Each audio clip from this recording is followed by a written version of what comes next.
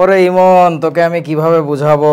কত জল গড়ালো পদ্মায় আর মেঘনায়, কত কিছু দেখলো এই ফেলুদা, কেউ তার কথা শুনলো না, ধরা খেয়ে তারপরে শুনলো। ইমন আর ইমন ফিজিক, তোর একটা পেজ খুলে দিব, বুয়েটে চান্স পেলে ইনশাল্লাহ। আমি নিজেই। হ্যাঁ কি? ও যে কি লাভার, ওর লাভ লাইফের অবস্থা খুবই বেড়াছাড়া। ওর একটা ফিজিক্স পেজ আমি খুলে দিব, নাম হবে ফিজিক। আমি নিজে হাতে খুলে দিব যে তুই পড়া, এখানে আমি আছি। ওর পেজে আমি যাই কেমিস্ট্রি পড়াবো। ওর ফিজিক লজিক, হ্যাঁ, ওর ফিজিক্স স্টুডেন্ট সব আমি ধরে নিয়ে চলে আসবো, মননের ব্যবসা হবে। ওকে, সো তোরা কথা বললে কি স্ক্রিন চলে যাচ্ছে নাকি আমারটাই আছে? ঠিক আছে তো বন্ধুগণ? ওকে ঠিক আছে, চলো পড়ালেখা শুরু করি। আসসালামু আলাইকুম ছোট্ট বন্ধুরা, আজকে আমাদের 4 নাম্বার লেকচার রাসায়নিক বন্ধনের, খুবই গুরুত্বপূর্ণ ক্লাস। সো আজকে আমাদের দেখতে হবে ইলেকট্রন আসক্তি। গতদিন আমরা দেখছিলাম কি মনে আছে? আয়নীকরণ শক্তি। সো আয়নীকরণ শক্তির সাথে ইলেকট্রন আসক্তির অনেক মিল আছে আর কি। তারপরে হচ্ছে তড়িৎ ঋণাত্মকতা, আর দেখতে হবে এসপিডিএফ ব্লক মৌলের ভৌত আর রাসায়নিক ধর্ম। এটা একটা ফালতু টপিক, এগুলো আমি পড়াইতে চাই না, এগুলো বাচ্চাদের জিনিস এমনিই পারা যায় নিজে নিজে রিডিং পড়লে। সো আমি বইয়ের কিছু ছবি তুলে নিয়ে আসছি বইয়ের পাতা থেকে।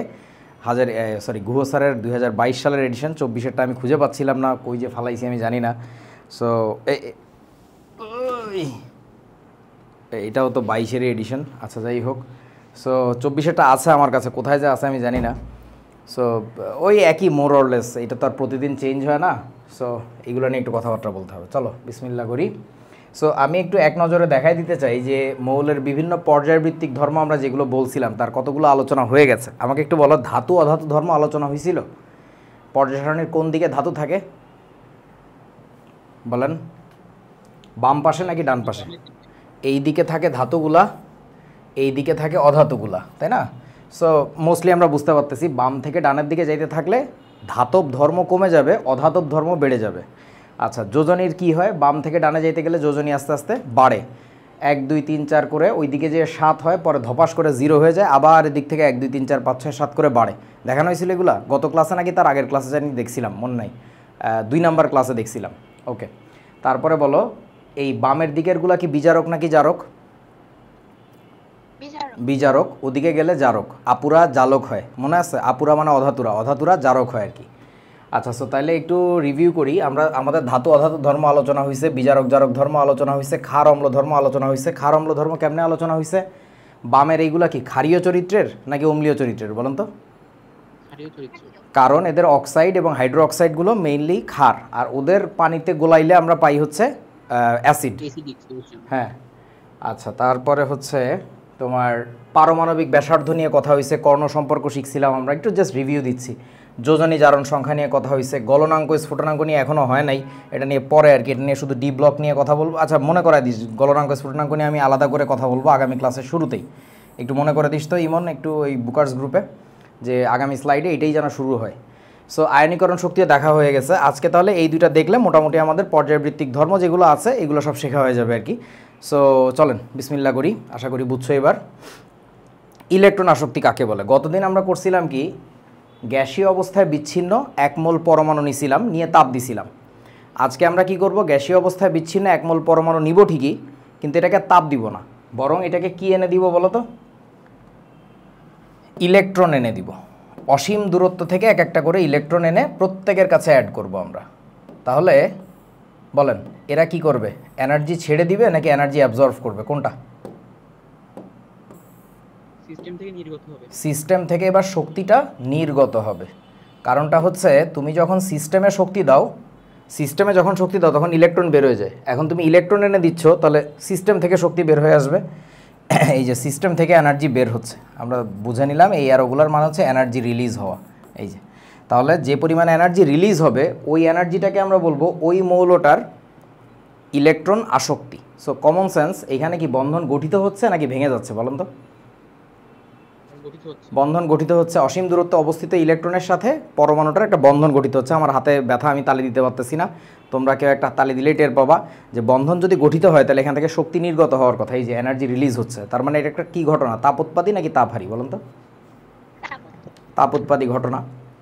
আচ্ছা, সো এখন কমন সেন্স দিয়ে ভাবো, ইলেকট্রন আসক্তি মানে ইলেকট্রনের প্রতি কত বেশি আসক্ত সে, ইলেকট্রনকে কত বেশি নিজের মধ্যে নিতে চাচ্ছে, তাই না? সো ইলেকট্রনকে যদি নিজের মধ্যে নিতে চায়, নিজের কাছে যুক্ত, নিজের সাথে যুক্ত করতে চায়, যে যত বেশি যুক্ত করবে সেখান থেকে কি তত বেশি এনার্জি বের হবে না? বোঝা না? একজন হচ্ছে, তুমি গরমকালে আম্মু আম নিয়ে আসছে, আব্বু আম নিয়ে আসছে বাজার থেকে, তোমাকে খাইতে দিছে, তো তুমি আম খাইতে চাচ্ছ না। তোমরা অনেকে আসো ছেলেরা কাঁঠাল খাও না, কাঁঠাল খাইতে হবে, কাঁঠাল তো খুবই উপকারী একটা খাবার, বিশেষ করে ছেলেদের জন্য, এটা না খাইলে তো বিপদ, জিঙ্ক সমৃদ্ধ, মারাত্মক। সো তুমি কাঁঠাল যদি খাইতে চাও, এই যে আমার বাইক না খাইতে চায় না, এই জন্য বললাম আর কি, আজকে কিলাইছি, আজকে না সেদিন কিলাইছি আর কিছু। ঘটনা হচ্ছে যে তুমি যদি কাঁঠাল খাইতে চাও তার মানে কাঁঠাল আসক্তি তোমার বেশি, তুমি যদি ইলেকট্রন খাইতে চাও তাহলে তোমার ইলেকট্রন আসক্তি বেশি, দ্যাটস ইট। যে যত দ্রুত ইলেকট্রন নিতে চাইবে তার ইলেকট্রন আসক্তির মান আমরা তত বেশি পাবো। সো এখন আমরা যদি একটা মৌলের ইলেকট্রন আসক্তির ইকুয়েশনটা দেখি, ধরো আমি ক্লোরিনের লিখলাম, তাহলে ক্লোরিনের ইলেকট্রন আসক্তি লিখতে গেলে কি হবে? Cl2 দিয়ে লিখবো নাকি Cl দিয়ে লিখবো বলুন তো? কারণ 1 মোল পরমাণু নেওয়ার কথা ছিল, অণু না, কিন্তু Cl2 বলতে তো অণু বোঝায়। সো 1 মোল পরমাণু গ্যাসীয় অবস্থায় বিচ্ছিন্ন থাকবে, একে অসীম দূরত্ব থেকে ইলেকট্রন এনে দিব, দেওয়ার পরে কি হবে, তার কিসে পরিণত হবে? একক ঋণাত্মক চার্জযুক্ত অ্যানায়নে পরিণত হবে। একক ঋণাত্মক চার্জযুক্ত, গতদিন যেমন দেখছিলাম একক ধনাত্মক চার্জযুক্ত ক্যাটায়নে পরিণত হয়, তাই না? সো এইবার হচ্ছে একক ঋণাত্মক চার্জযুক্ত অ্যানায়নে পরিণত হবে, এবং এই ঘটনাটা ঘটানোর ফলে এখানে যে ডেল এইচটা আমরা পাবো সেটা কি পাবো? প্লাস পাবো নাকি মাইনাস পাবো বলুন তো? এইখানে আমরা পাবো হচ্ছে মাইনাস, কারণ শক্তি নির্গত হচ্ছে। তো ধরে নিলাম -x কিলোজুল তাপ পাচ্ছি আমি, এনার্জি এখান থেকে রিলিজ হচ্ছে, তাহলে আমাদের এই -xটাকে কি বলা লাগবে? হ্যাঁ, এটাকে কিন্তু ইলেকট্রন আসক্তি আমরা এখন বলবো না, আমরা শিখে গেছি গতদিন, তাই না? প্রথম ইলেকট্রনটা যখন বের করছিলাম ওর কাছ থেকে যে এনার্জি ওকে সাপ্লাই দেওয়া লাগছিল সেটাকে আমরা বলছিলাম ওর প্রথম আয়নীকরণ শক্তি। দ্বিতীয় ইলেকট্রনটা যখন বের করছিলাম তখন বলছিলাম যে দ্বিতীয়, বলছিলাম কি এগুলো নাকি বলি নাই? ওকে, সো দ্বিতীয় আয়নীকরণ শক্তি। সো একইভাবে এটা যেহেতু ওর কাছে প্রথম ইলেকট্রনের অ্যাডিশন হচ্ছে, সংযোজন হচ্ছে, so that should be called as প্রথম ইলেকট্রন আসক্তি। তাহলে এটাকে আমরা বলবো ফার্স্ট ইএ মানে বুঝছো তো, ইলেকট্রন অ্যাফিনিটি অফ কি বলেন তো? ক্লোরিন। এটা হচ্ছে ক্লোরিনের প্রথম ইলেকট্রন আসক্তি, এই তো সহজ। এখন একইভাবে তোমাকে যদি অক্সিজেনেরটা বের করতে বলা হয় তাহলে কি হবে? প্রথমে লিখবো 1 মোল O2 নাকি ও, কোনটা? ও। আচ্ছা, এর সাথে আমি ইলেকট্রন যোগ করব, করার ফলে কি তৈরি হবে? একক ঋণাত্মক চার্জযুক্ত অ্যানায়নে পরিণত হবে। এই সব কপি, একই জিনিস বারবার লিখতেছি, তাহলে এখানে O মাইনাস হবে। ডেল এইচের মান এখানে আমাদের এক্সের জায়গায় লেখা উচিত অন্য কিছু একটা, ধরো এটার নাম দিলাম আমরা Y কিলোজুল, তাহলে কি হবে? First EA of oxygen. তোমরা কি বোঝাছো আমার কথা? সহজ, that's it, that's what you call electron affinity of that element. আচ্ছা, এখন ঘটনা হইতেছে বন্ধু, এই বাক্সটা পূরণ করিতে হইবে। পরমাণুর আকার যদি বড় হয়, তার মানে আবারও তুমি মনে মনে দুইটা পরমাণু ভেবে নাও, যে একটা ভোটকা পরমাণু একটা শুটকা পরমাণু আছে তোমার কাছে। ধরো একটা পরমাণু এরকম, আর একটা পরমাণু হচ্ছে এরকম ছোট সাইজের। বলো কার কাছে ইলেকট্রন নিয়ে আসলে, এর কাছে একটা ইলেকট্রন নিয়ে ঘুরঘুর করতেছি, ওর কাছে একটা ইলেকট্রন নিয়ে ঘুরঘুর করতেছি, বলেন কে দ্রুত ইলেকট্রনটাকে গ্রহণ করবে? বড়টা নাকি ছোটটা? কইতে পারে না এই বেটা, ছোটটা ইলেকট্রন দ্রুত গ্রহণ করবে না, কারণ নিউক্লিয়াসটা কাছে, বোঝো নাই? ইলেকট্রনটা গ্রহণ করে যেখানে বসাচ্ছে সেই জায়গাটাতে এর দাপট কত, এর আকর্ষণ কত বেশি। ছোটটার আকর্ষণ বেশি, কারণ ছোটটার রেডিয়াস ছোট, কিছু বোঝো নাই? সো ইলেকট্রনের প্রতি আসক্তি বেশি দেখাবে কে, ছোট পরমাণুটা নাকি বড় পরমাণুটা? বলেন। ছোটটা। তাহলে আমরা কি বলবো? পরমাণুর আকার যদি বড় হয়, যে বড়টা, তার ইলেকট্রন আসক্তি কি বেশি নাকি কম? কম হবে। ইলেকট্রন আসক্তি হবে হচ্ছে কম, আইপি এর সাথে মিলে যাচ্ছে দেখো। আচ্ছা, অধাতু হিসাবে সক্রিয়তা কি হবে ওইটার? কম হবে। অধাতু হিসাবে সক্রিয়তা হবে কম, তার কারণটা বোঝো। অধাতুর চাকরি কি, অধাতুর কাজ কি? ইলেকট্রন গ্রহণ করা, তাই না? আচ্ছা, কার জানি মাইকে শব্দ হচ্ছে। ফারজানা মনে হয়, ফারজানা ফাহিম, এটা কেমন নাম? ইসলাম, সরি সরি সরি, আমি ফারজানা ফাহিম দেখে চোখে ঝামেলা হয়েছে। আচ্ছা, অধাতু হিসাবে সক্রিয়তা হয়ে যাবে কম, কেন বলতেছি? অধাতুর চাকরিটা কি? ইলেকট্রন গ্রহণ করা। সো এই বোটকা পরমাণু যেটা, এটা যদি ইলেকট্রন গ্রহণই করতে না পারে, তাহলে in a sense of non metal it is not even qualified, মানে ওটা তো অধাতু হিসাবে বোকা টাইপের। আমার কথা কি বুঝেছো? আচ্ছা, আর আরও একভাবে চিন্তা করতে পারো, ধাতুগুলা বোটকা সোটকা হইলে ভালো হয়, বেটাগুলা আর কি বড় সড়ো লম্বা চড়া, বোটকা সোটকা না, বুঝছো না? অধাতুগুলো একটু ছোটোখাটো হইলে সক্রিয়তা বেশি, সো অধাতু হিসাবে সক্রিয়তা হচ্ছে কম। ওকে, চলেন এবার। এখন আমরা তাইলে ইলেকট্রন আসক্তি সম্পর্কে যা বুঝলাম, এবার একটু মিল অমিল খুঁজে দেখার চেষ্টা করি যে আয়নীকরণ শক্তি আর ইলেকট্রন আসক্তি যে একই, জাস্ট অপোজিট কনসেপ্ট। একটাকে আমি তাপ দিব, ইলেকট্রন বের করে নিব, দেখবো কতখানি তাপ দেওয়া লাগে, আর আরেকটাকে আমি ইলেকট্রন এনে দিব, দেখবো কতখানি তাপ ছেড়ে দেয়। ওই জিনিসটা যে একই, ওইটার জন্য সংজ্ঞা দুইটা পাশাপাশি লিখে রাখছি, জাস্ট মিল অমিল দেখানোর জন্য।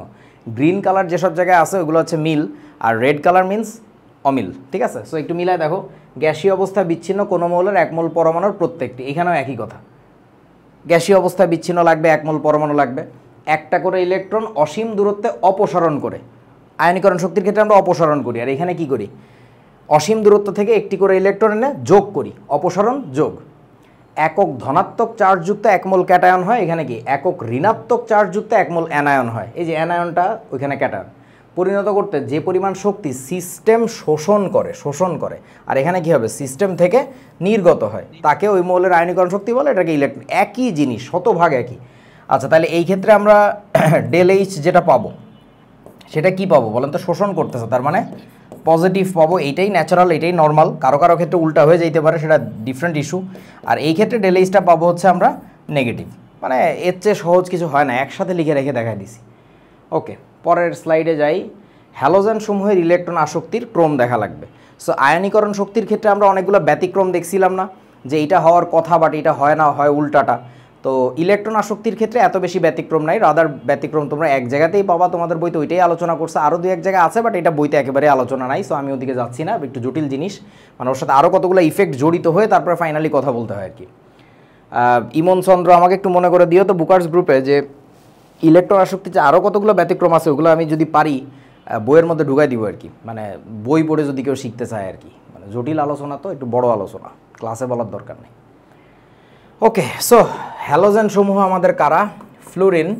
আমি কটা অ্যাসিস্ট্যান্ট পাইছিলাম জীবনে 26 ব্যাচের, এরা নিজেরাই তাল বেতাল হারায় ফেলে, এদের মনে করায় দিতে বলি আর এরা ভুলে যায়, হেই রে। আচ্ছা, ফ্লুরিন, ক্লোরিন, ব্রোমিন, আয়োডিন। অ্যাস্টাটিনের কথা বলার দরকার নাই, টেনেসাইন দরকার নেই, কারণ এগুলো তেজস্ক্রিয় মৌল। সো এদের মধ্যে ইলেকট্রন আসক্তির ক্রমটা কেমন হওয়া উচিত বলেন তো? উপর থেকে নিচে যদি যাই আমরা, তাহলে ইলেকট্রন আসক্তি কি বাড়ার কথা নাকি কমার কথা বলো? তাহলে ইলেকট্রন অ্যাফিনিটি, একটু দাঁড়াও আমি একটু কপি করে নিই, বারবার লেখা লাগবে তো, আমার এত ঝামেলা।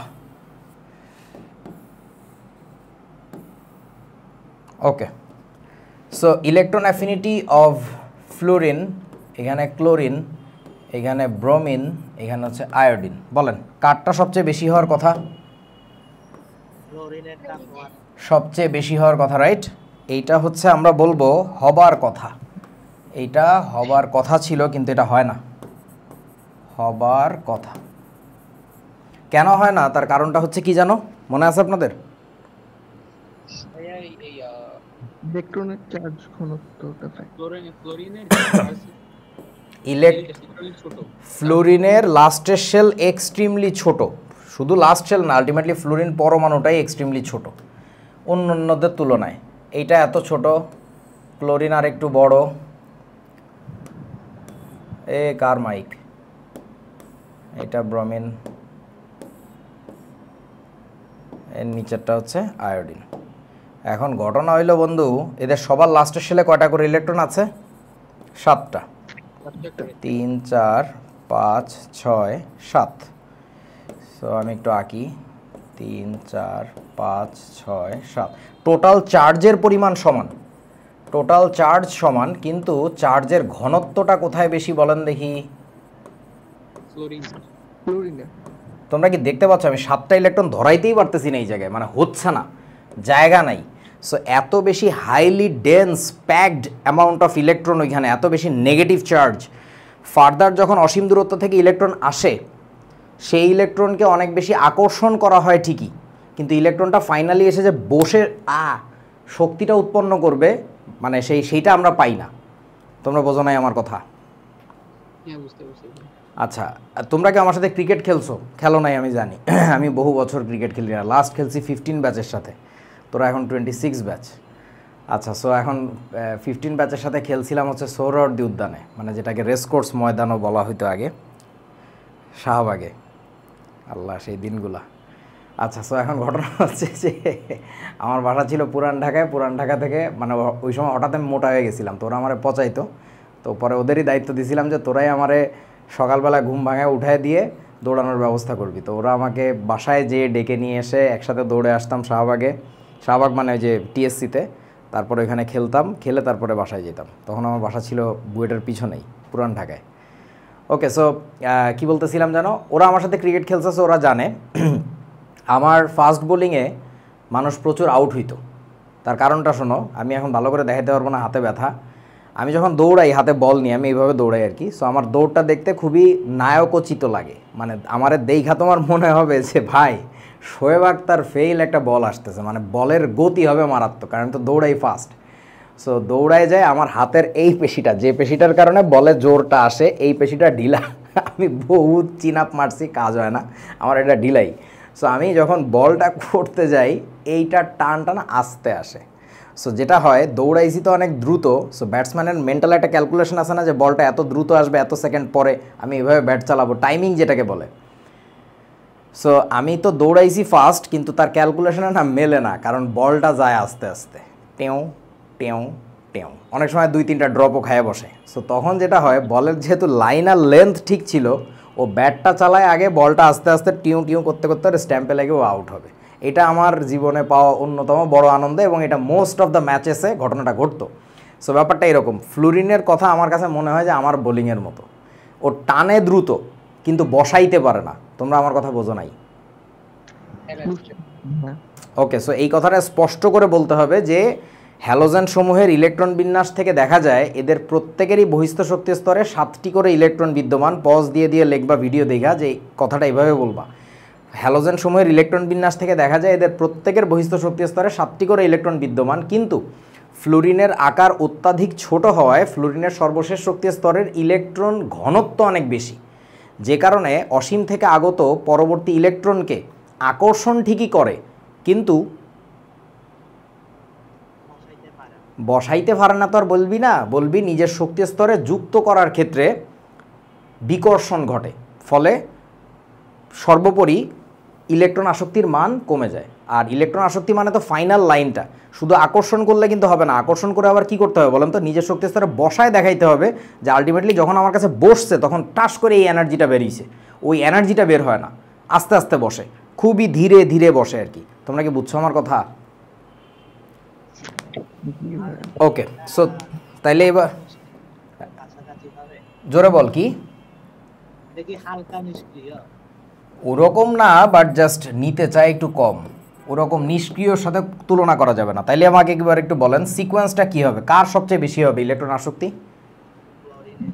ফ্লোরিনের হবে না, হয়ে যাবে ক্লোরিনের। তাহলে ফ্লোরিনের চেয়ে ক্লোরিনের বেশি, ক্লোরিনের আবার ব্রোমিনের চেয়ে বেশি, এই যে, অর্থাৎ সব জায়গায় ঠিক ছিল। দেখো এই দুইটা ঠিকই ছিল, শুধু গ্যাঞ্জাম হয়ে গেছে, এটা উল্টে গেছে। সো এইটা হবার কথা ছিল, বাট বাস্তবে হয় হচ্ছে এটা। ওকে, আশা করি বুঝেছ। এখন ঘটনা হচ্ছে এইভাবে পরীক্ষার হলে লেখা যাবে না। কেন লেখা যাবে না জানো? কারণটা হইতেছে এইখানে এটাকে আমরা বলি হচ্ছে অ্যাম্বিগিউইটি সৃষ্টি হয়েছে। তোমরা কি এই শব্দটা শুনছো? অ্যাম্বিগিউয়াস শোনো নাই? তোমাদের ইংরেজি যে এত জঘন্য অবস্থা, আবার তোমরা টার্কির ভোলাবানের লগে যোগাযোগ করো, শুনি তো আমার হাসি আসে। হিস। আচ্ছা, অ্যাম্বিগিউয়াস মানে কি? অ্যাম্বিগিউয়াস শব্দের বাংলাটা আরও সুন্দর। তোমরা তো আবার ইংলিশ টু ইংলিশ শেখো, এই কারণে বাংলাও পারো না। এইটার বাংলা হচ্ছে দ্ব্যর্থবোধক। এটা কি বোঝো? তাও বোঝো না। দ্ব্যর্থবোধক, দুই অর্থ যার, দুই অর্থ বুঝায় যে, তাকে বলে দ্ব্যর্থ। এখনও বোঝো নাই? ধরো ইমনের বাসায় আমরা গেলাম, আন্টি খাইতে টাইতে দিছে, তো আমরা খালাম, ইমন খায় নাই, আমার দিকে চোখ গট গট করে ছায়া রয়েছে যে তোরে তো খুন করে ফেলবো, তুই আমার বাসায় আসছস। এখন ইমনকে আমি বললাম তুই কি তোর ওই রসগোল্লাটা খাবি, যশোরের রসগোল্লা ভালো পাওয়া যায়, তুই কি রসগোল্লাটা খাবি? ও উত্তর দিল দেখি। আমি বললাম খাবি কি খাবি না? আরে দেখি না। এইটাকে আমরা বলি অ্যাম্বিগুয়াস আনসার বা অ্যাম্বিগিউইটি, মানে nothing is clear, he didn't clear it up. So ওইটাকে বলে অ্যাম্বিগিউইটি, বাংলায় বলে দ্ব্যর্থবোধক, অর্থাৎ দুই অর্থ যার। তোমরা এখনও বাংলাটাও বোঝো না, ইংরেজিটাও বোঝো নাই। মানে অনিশ্চিত একটা কি অনিশ্চিত কাইন্ড অফ, মানে বুঝিস নাই ব্যাপারটা এখনও শব্দটা? আচ্ছা, সো এখানে অ্যাম্বিগিউইটি সৃষ্টি হয়েছে কোথায় আমাকে একটু বলেন তো, এখানে কেন অ্যাম্বিগুয়াস বলতেছি এই ব্যাপারটাকে? ক্লোরিন তো সবচেয়ে বেশি ইলেকট্রন অ্যাফিনিটিওয়ালা বুঝতে পারছি, বাট সেকেন্ড কি ফ্লুরিন হবে নাকি ব্রোমিন হবে এটা তো বোঝা যাইতেছে না। তোমরা আমার কথা বোঝো নাই। জি ভাই বুঝছি। আচ্ছা, সো তাহলে অ্যাম্বিগুইটি ছাড়ানোর জন্য তোমাকে আর একটু ক্লিয়ারলি লেখা লাগবে। সেই ক্ল্যারিটিটা আসবে যদি তুমি ঠিকমতো লেখো ক্লোরিনের সবচেয়ে বেশি, তারপরে মাইপে দেখা গেছে ফ্লুরিনের হয়, তারপরে হচ্ছে ব্রোমিনের হয়, লাস্টে হচ্ছে আয়োডিনের হয়। এখন এটা যে কেন, এটার আমার পক্ষে ব্যাখ্যা সম্ভব না, এটার জন্য তোমার এক্স্যাক্ট রেডিয়াস ভ্যালু দরকার, তারপরে বুঝবো আর কি। আচ্ছা, এ বাবা কার মাইকে শব্দ করে? এই দেখো টেকনোলজি, দেখছো কাকে বলে? টেকনোলজিয়া। ওকে, সো এই যে হয়ে গেল। তাহলে এইটা হচ্ছে কারেক্টলি তুমি পরীক্ষার খাতায় লিখবা এবং জেনে রাখবা, পরীক্ষা আসে। ওকে, ঠিক আছে, হয়ে গেল। তারপরে চলো, এই যে গ্রাফটা দেখতে এরকম ডাব ডাব ডাব। এখানে একটা জিনিস হয়তো বা তোমরা বুঝতেছো না, আমাকে একটা লাইন টেনে দিতে হবে, তাহলে আরও ক্লিয়ারলি বুঝবা। Let me do it. So ফ্লুরিনেরটা হচ্ছে এই জায়গায়, আমি একটু লাইনটা ঠিক মতো টানি। ওকে, আর ব্রোমিনেরটা হচ্ছে এই জায়গায়। সো তোমরা যখন এটাকে টান দিবা এই জায়গায়, তখন দেখবা যে ব্রোমিনটা ফ্লুরিনের একটু নিচে। তোমরা বুঝতেছো না আমি জানি, বুঝতেছো কি? কালারগুলো চেঞ্জ করলে কি বোঝা যাবে? দেখো তো কালার মানে কাছাকাছি, বাট ফ্লুরিনারটা স্টিল একটু উপরে। এখনো মনে হয় বুঝতেছো না?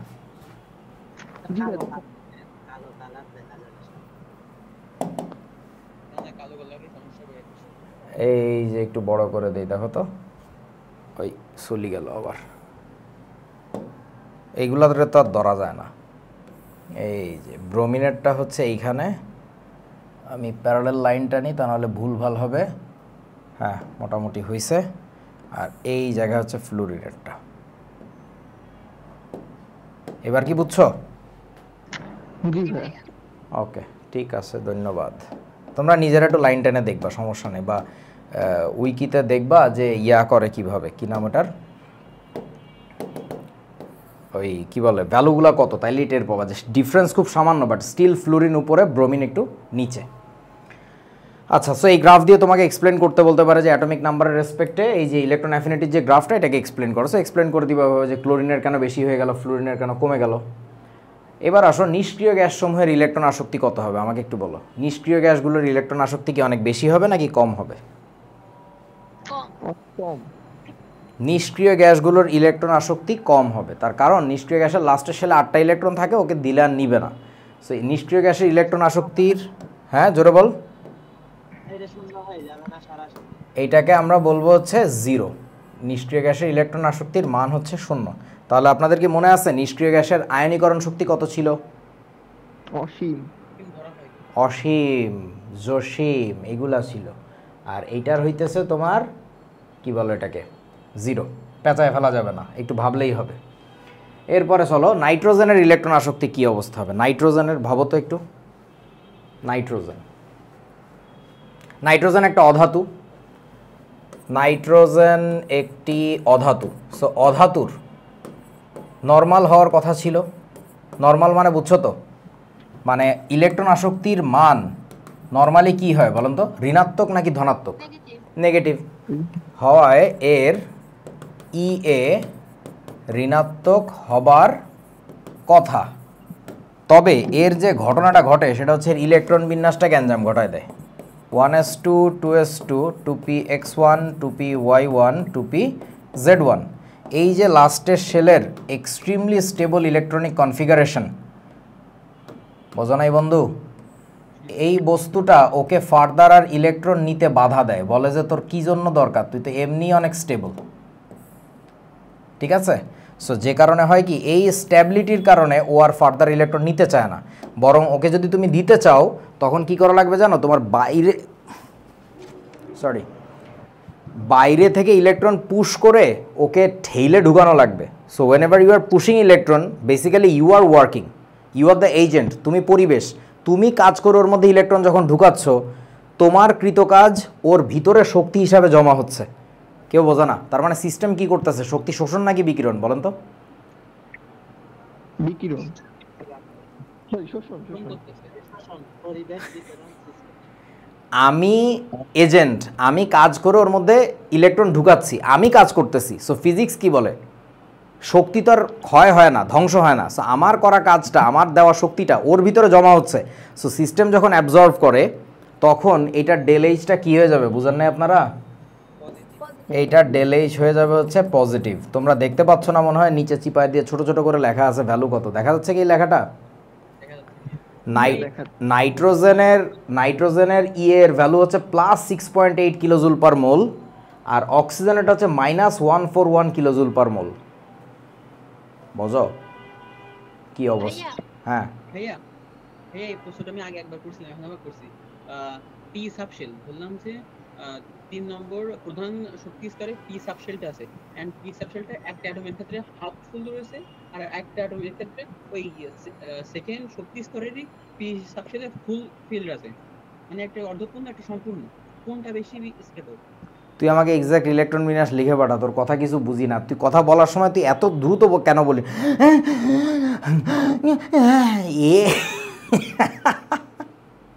নর্মালি বল না, তোরে কেউ মারতেছে না তো এখানে। আচ্ছা তুই একটু লিখে পাঠা, আমাকে একটু এখনই হোয়াটসঅ্যাপে পাঠা, আমি দেখি। হ্যাঁ, আর কে কি প্রশ্ন করতে গেছিলা? ভাইয়া নাইট্রোজেন ছাড়া কি মানে গ্রুপ 5 এর আর বাকিগুলো? আচ্ছা, ভালো প্রশ্ন করছো। বাকিগুলোর ক্ষেত্রে আমার এক্স্যাক্টলি জানা নাই, তবে বাকিগুলোর তো আকার বড় হয়ে যাবে। আকার বড় হইলে তখন এই গ্যাঞ্জামটা ওইভাবে থাকার কথা না। ভেরি গুড কোয়েশ্চেন, আমাকে একটু লিখে পাঠাও, আমি দেখে তারপরে বলবো, আন্দাজে বলবো না আর কি। Very good, very good. আমার মাথায় আসে না এই ব্যাপারটা যে অন্যদের কি অবস্থা হবে, কারণ ফসফরাস আর্সেনিকেরও একই সিচুয়েশন হওয়ার কথা, বাট ওদের ক্ষেত্রে রিলেটিভলি কম ঘটনা ঘটার কথা এরকম আর কি। ঠিক আছে। নাইট্রোজেনের কি তাহলে নিষ্ক্রিয়গুলোর থেকে বেশি হয়ে গেল না? বেশি হয়ে যায় নাই বলা যায়, মানে হ্যাঁ, ওর ক্ষেত্রে ইলেকট্রন ঢুকাইতেই তো আমাদের প্যারা হইতেছে। ইনফ্যাক্ট আমি দেখাচ্ছি, গ্রাফ দেখাচ্ছি, তাইলে বুঝবা। এই যে দেখো গ্রাফটা আছে আর কি। এখানে নিষ্ক্রিয় গ্যাসগুলো যদি আমরা একটু খুঁজে বের করি, বাবু তোদের কার কার জানি মাইকে শব্দ করে, প্লিজ ডোন্ট।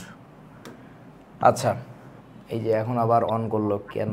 ওই যে ফারজা নাই, তুই তো কথা কইতেছস না, অন করতেছস কেন? আচ্ছা দেখো এবার এখানে আমাদের এই যে হ্যালোজেনগুলো হচ্ছে এই জায়গায়, ফ্লুরিন, ক্লোরিন, ব্রোমিন, আয়োডিন, ওরা অনেক উপরে উপরে, বুঝলাম। তারপরে নিষ্ক্রিয় গ্যাসগুলো তোরা কি দেখতে পাচ্ছিস এটা? তারপরে তোমার এইখানে নিষ্ক্রিয় গ্যাসগুলো কোথায়? এইটা হচ্ছে একটা নিষ্ক্রিয় গ্যাস, হিলিয়াম। তারপরে হচ্ছে নিয়ন, তারপরে আর্গন, ক্রিপ্টন কোথায়? এই যে ক্রিপ্টন, জেনন, রেডন, এই যে। আচ্ছা, তোমাদের এখানে জিরো লাইনটা একটু মার্ক করে দেওয়া লাগবে ভালো করে, তা নাহলে বুঝবা না। জিরো লাইনটা হচ্ছে এইটা, এই যে এখানে জিরো লেখা।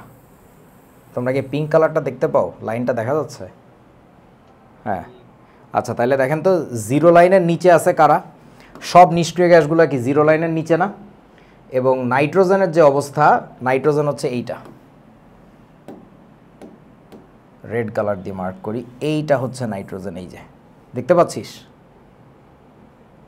ওকে, সো নিষ্ক্রিয় গ্যাসগুলোর আরও নিচে, নাইট্রোজেনের চেয়েও নিচে, বুঝতে পারছিস কি? সো এবার একটু তাহলে বোঝ, আমরা যে নিষ্ক্রিয় গ্যাসের ইলেকট্রন আসক্তি শূন্য বলতেছিলাম, that was still now hypothetically. আগের বারও যে আমরা ইনফিনিটি বলছিলাম, ওইটাও কিন্তু in comparison to others hypothetically বলতেছিলাম। সো আসলে এক্স্যাক্ট ভ্যালুর কথা যদি বলো, এক্স্যাক্ট ভ্যালু হচ্ছে নেগেটিভ। এরা হচ্ছে নেগেটিভ বলতে সরি পজিটিভ আর কি। এই উপরের দিকে হচ্ছে গ্রাফে কিন্তু নেগেটিভ বসানো হয়েছে, -50, -100, মাইনাস, দেখতে পাচ্ছিস তো? সো গ্রাফের উপরের দিকে হচ্ছে নেগেটিভ আর নিচের দিকে হচ্ছে পজিটিভ। সো নিষ্ক্রিয় গ্যাসের এক্স্যাক্ট ইলেকট্রন আসক্তির মান যদি বলো, সেগুলো আসলেই পজিটিভ। কিন্তু আমরা ধরে নেই অন্যদের তুলনায় ওরা হচ্ছে 0, কারণ ইলেকট্রন নিলে আসলে শক্তি দিবে না সে। কেউ বোঝো নাই? ওকে, ঠিক আছে, বহুতই জ্যাদা সৌন্দর্য হায়। আর এখানে আরও একটা ব্যাপার আছে, সে ব্যাপারটা একটু পরে বলতেছি। এই যে আছে, এই যে বেরিলিয়াম এবং ম্যাগনেসিয়ামের ইলেকট্রন আসক্তি। বেরিলিয়াম আর ম্যাগনেসিয়াম কি বলেন তো আমাকে একটু? ধাতু না? সো ধাতুদের ইলেকট্রন আসক্তি কেমন হওয়ার কথা বলেন? ধাতুদের ইলেকট্রন আসক্তি স্বাভাবিকভাবেই কিভাবে জানি লাগে, স্বাভাবিকভাবেই কি হওয়ার কথা? ঋণাত্মক নাকি ধনাত্মক বলেন? পজিটিভ হবার কথা। কিন্তু কিছু কিছু ধাতুর ইলেকট্রন আসক্তি পজিটিভ না, যেমন ধরো অ্যালুমিনিয়াম। হ্যাঁ, ওইখানে গ্রাফেও দেখতে পারবা, তোমরা একটু গুগল করে আরও ফার্দার স্টাডি করো, এগুলো নিয়ে বইতে কিছু বলা নাই বলে আমি বলতেছি না। এই যে ক্রোমিয়াম, কোবাল্ট, আর্সেনিকের কথা বাদ, নিকেল, হ্যাঁ, প্রচুর ধাতু আছে, সোডিয়াম পর্যন্ত, এই যে অ্যালুমিনিয়াম তার কাছেই, হ্যাঁ, লিথিয়াম, প্রচুর ধাতু আছে যারা কিন্তু এই জিরো লাইনের উপরে মানেই কিন্তু নেগেটিভ। তার মানে ওদেরকে ইলেকট্রন পুশ করলে কিন্তু ওরা নেয়, আরামসেই নেয় এবং এনার্জি কিছু না কিছু ছাড়ে। তার মানে সোডিয়াম মাইনাসও যে গঠিত করা সম্ভব না তা না। তোরা আমার কথা বুঝতেছিস না? এই যে সোডিয়ামের লোকেশনটা দেখ, বুঝতেছিস? সো ব্যাপারটা হচ্ছে এরকম আর কি, যে এদের মধ্যে বিশেষ দুইটা ধাতু আমাদের পরিচিতর মধ্যে, এই যে হচ্ছে বেরিলিয়াম আর এই যে হচ্ছে ম্যাগনেসিয়াম, যারা হচ্ছে জিরো লাইনের নিচে, এদের হচ্ছে তোমার আয়নিক কি বলে ইলেকট্রন আসক্তির মানটা হচ্ছে নেগেটিভ হয়। সো এটার কারণটা হচ্ছে ওদের দুইজনেরই কি ইলেকট্রনিক কনফিগারেশন একটু খেয়াল করেন তো। বেরিলিয়ামেরটা কী হবে বলো? 2s2 থাকে, আর ম্যাগনেসিয়ামেরটা কি থাকে? 3s2। এখানে তুমি ফার্দার ঢুকাইতে গেলে নতুন করে পুরো একটা উপশক্তি স্তর গঠন করা লাগতেছে। বাট তুমি চিন্তা করে দেখো সোডিয়াম অ্যালুমিনিয়ামের কেন আবার নেগেটিভ? বিকজ তাদের ক্ষেত্রে যে উপশক্তি স্তরে ছিল, সোডিয়ামের ছিল 3s1-এ, তাহলে একটা দিলে টুপুস করে ওর মধ্যে ঢুকে পড়তেছে। ইভেন সোডিয়ামের যে স্পিনে ইলেকট্রনটা ছিল ও সিম্পলি তার অপোজিট স্পিনে ঢুকায়, ও তো তাহলে টাইনে নিয়ে আসতেছে। তোরা আমার লজিকগুলো মনে হয় বুঝতেছিস না। কিন্তু তোমার ওই যে অ্যালুমিনিয়ামের ক্ষেত্রে সিমিলার ঘটনা ঘটতেছে, হ্যাঁ। কিন্তু তোমার এই যে এদের ক্ষেত্রে কি হচ্ছে, পুরো নতুন উপশক্তি স্তর বানায়া ওইখানে নতুন করে ইলেকট্রন ঢুকান লাগছে। দ্যাটস ওয়াই এগুলো হচ্ছে কি হয়ে যাচ্ছে, পজিটিভ হয়ে যাচ্ছে। বোঝা না? আচ্ছা, জিনিসগুলো বহুতই জ্যাদা সৌন্দর্য হয়। তাহলে এবার আস, কেডা?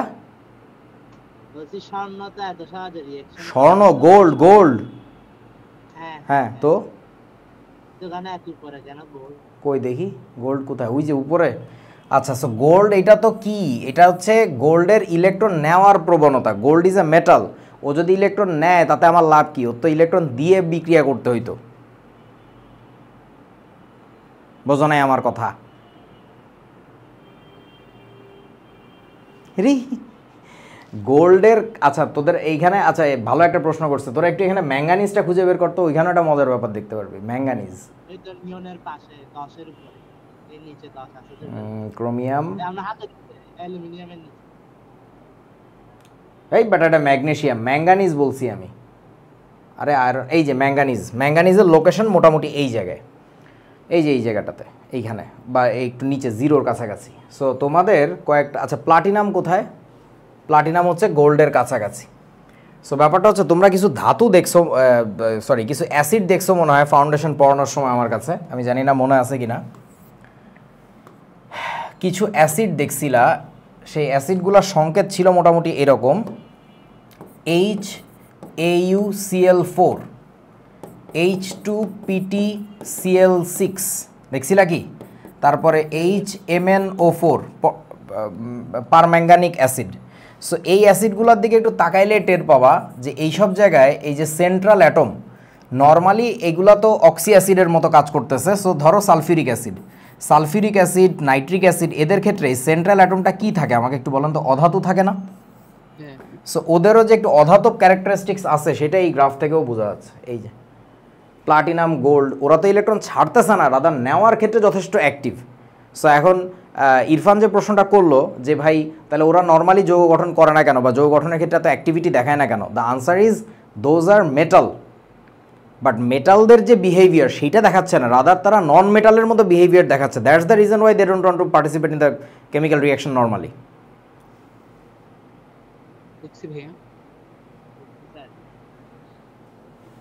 চলো এখন যে কোনো মৌলের দ্বিতীয় ইলেকট্রন আসক্তি কি হবে? সো আগের জিনিস আমাকে একটু বলো তো, অক্সিজেনের দ্বিতীয় ইলেকট্রন আসক্তির ইকুয়েশনটা কি হবে আমাদের বলেন। প্রথমেই থাকবে O মাইনাস, গ্যাস অবস্থায় 1 মোল নিব অ্যানায়নটাকে, এটাকে আমরা অসীম দূরত্ব থেকে ইলেকট্রন এনে যোগ করব, করার ফলে কি তৈরি হবে? এইখানে তৈরি হবে হচ্ছে O2 মাইনাস, গ্যাসই থাকবে এখনো। এই বিক্রিয়ার যে ডেলএইচ হবে বলো, এইটা হবে হচ্ছে পজিটিভ, ধরো Z কিলোজুল পার মোল। এইটাকে আমরা বলবো হচ্ছে, এই প্লাস জেডটাকে কি বলবো জানি? অক্সিজেনের দ্বিতীয় ইলেকট্রন আসক্তি। তাহলে second electron affinity of oxygen. Okay, so এখন ঘটনা হইল বন্ধু,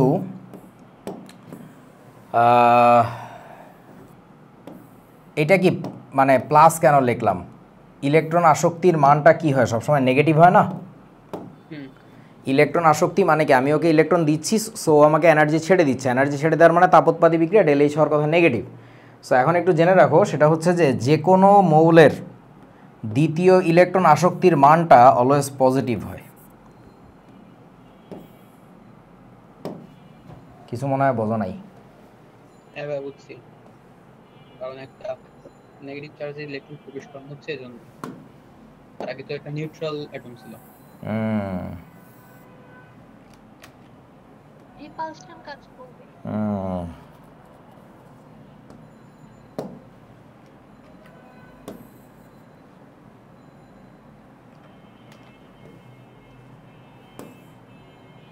এই যে দেখো, অক্সিজেনেরই ফার্স্ট যে ইলেকট্রন অ্যাফিনিটি সেটা নেগেটিভ, কোনো প্রবলেম নাই, বাট যে কোনো মৌলের, দুনিয়ার যে কোনো মৌলের সেকেন্ড যে electron affinity that must be positive, because ওকে প্রথম ইলেকট্রন যখন পুশ করা হয়েছিল that was A charge neutral atom, charge বিহীন পরমাণু। ওকে ইলেকট্রন দিলে ও ঠিক আছে নিতেছি, যে নেয় নিতে চায় না সেটা তার আকার, ধাতব অধাতব ধর্ম, ইলেকট্রন বিন্যাস, বিভিন্ন কিছুর উপর নির্ভর করে। কিন্তু মানে আমি বলতেছি না যে সবার প্রথম ইলেকট্রন আসক্তি সবসময় ঋণাত্মক, তা বলতেছি না, বলতেছি সেটা ডিপেন্ড করে ধাতু নাকি অধাতু, আকার কেমন, ইলেকট্রন বিন্যাস কেমন, অনেক কিছুর উপর নির্ভর করে। কিন্তু দ্বিতীয় ইলেকট্রন আসক্তির মান এটা সবসময় পজিটিভ হবে, কারণ প্রথম ইলেকট্রনটা নিয়ে ফেলার পরে সে একটা চার্জ ঋণাত্মক পরমাণুতে পরিণত হয় বা আয়নে পরিণত হয়। এইটাকে ফার্দার আরও একটা ইলেকট্রন দিতে গেলে তখন একটা বিকর্ষণ কাজ করে। সো এই বিকর্ষণের বিরুদ্ধে তোমাকে কাজ করে ওর মধ্যে পুশ করতে হয়। সো যেহেতু তুমি কাজ করতেছো আবার, তার মানে সিস্টেমের মধ্যে এনার্জি ঢুকতেছে, so that energy must be positive. আপনারা কি বুঝছেন? ওকে, তারপরে চলো, তড়িৎ ঋণাত্মকতা কাকে বলে? তড়িৎ ঋণাত্মকতা তো ভালো জিনিসকে বলে। সমযোজী বন্ধনে আবদ্ধ দুইটা পরমাণুর মধ্যেকার বন্ধন জোড় যে ইলেকট্রন, সেটাকে কোনো একটা পরমাণুর নিজের দিকে বেশি টেনে রাখার যে ক্ষমতা বা প্রবণতা, সেটাকে আমরা বলি ওই বন্ধনে ওই মৌলের তড়িৎ ঋণাত্মকতা। সো আবারও বলতেছি, সমযোজী বন্ধনে আবদ্ধ থাকতে হবে একটা একাধিক পরমাণুকে। সো আমরা একটা যৌগ বা একটা অণু ধরে নিলাম, সেই যৌগটা হচ্ছে এবি। তাহলে আমাকে একটু বলো তো, এবি যৌগটার গাঠনিক সংকেত কেমন হবে? এ, তারপরে একটা লাইন না, এ বন্ড বি, এটাকে আমরা বলি এ বন্ড বি, এই যে এরকম হবে আর কি, বুঝেছো? এখন ঘটনা হইতেছে, ধরে নিলাম এদের দুইজনেরই যোজনী এক। সো এই যে সমযোজী বন্ধনটা দেখতে পাচ্ছ, এই বন্ধনের মাঝখানে কি থাকার কথা? এক জোড়া ইলেকট্রন, বন্ড পেয়ার ইলেকট্রন আমরা যেটাকে বলি। তো বন্ড পেয়ার ইলেকট্রন তো থাকার কথা মাঝখানে, কিন্তু ধরে নিলাম বি পরমাণুটার কোনো একটা কারণে ইলেকট্রনের প্রতি একটু টান বেশি, একটু বেশি খাই স্বভাব, তখন সে কি করে, এই বন্ড পেয়ার ইলেকট্রন একটু নিজের দিকে সরায় রাখে। আমি বলতেছি না পুরা নিয়ে চলে গেছে, ডোন্ট মিসআন্ডারস্ট্যান্ড মি, ও একটু নিয়ে চলে গেছে নিজের দিকে। যদি এরকম হালকা একটু নিজের দিকে নিয়ে চলে যায়, তাহলে ছিল মাঝখানে এই জায়গায়, জিনিসটাকে নিয়ে চলে গেছে হচ্ছে এই জায়গায়। Look at that location shifting বা ডিলোকেশন, দূর এই যে একটু শিফট করছে, তাহলে এইখান থেকে একটু ওদিকে নিয়ে চলে গেছে। এই ঘটনাটাকে আমরা বলবো কি জানেন? এটাকে আমরা বলবো electronegativity of B is greater than electronegativity of কি বলেন তো? এ। এই তো তড়িৎ ঋণাত্মকতার কনসেপ্ট হচ্ছে এটা, দ্যাটস ইট, সহজ। তাহলে তড়িৎ ঋণাত্মকতার ব্যাপারে আমরা একটা বিশেষ জিনিস খেয়াল করি। আমাদের বছর বুয়েট ভর্তি পরীক্ষায় আমাদেরই প্রশ্নে আসছিল যে নিচের কোনটির সংজ্ঞা সমযোজী বন্ধন থেকে দেওয়া হয়। তো এইভাবে তো আর কোনো প্রশ্ন কখনো দেখি নাই। সংজ্ঞাগুলো কেন শিখে যেতে হয় ভর্তি পরীক্ষার সময়, তার কারণটা হচ্ছে এইভাবে পেঁচায় গুচায় প্রশ্ন করে।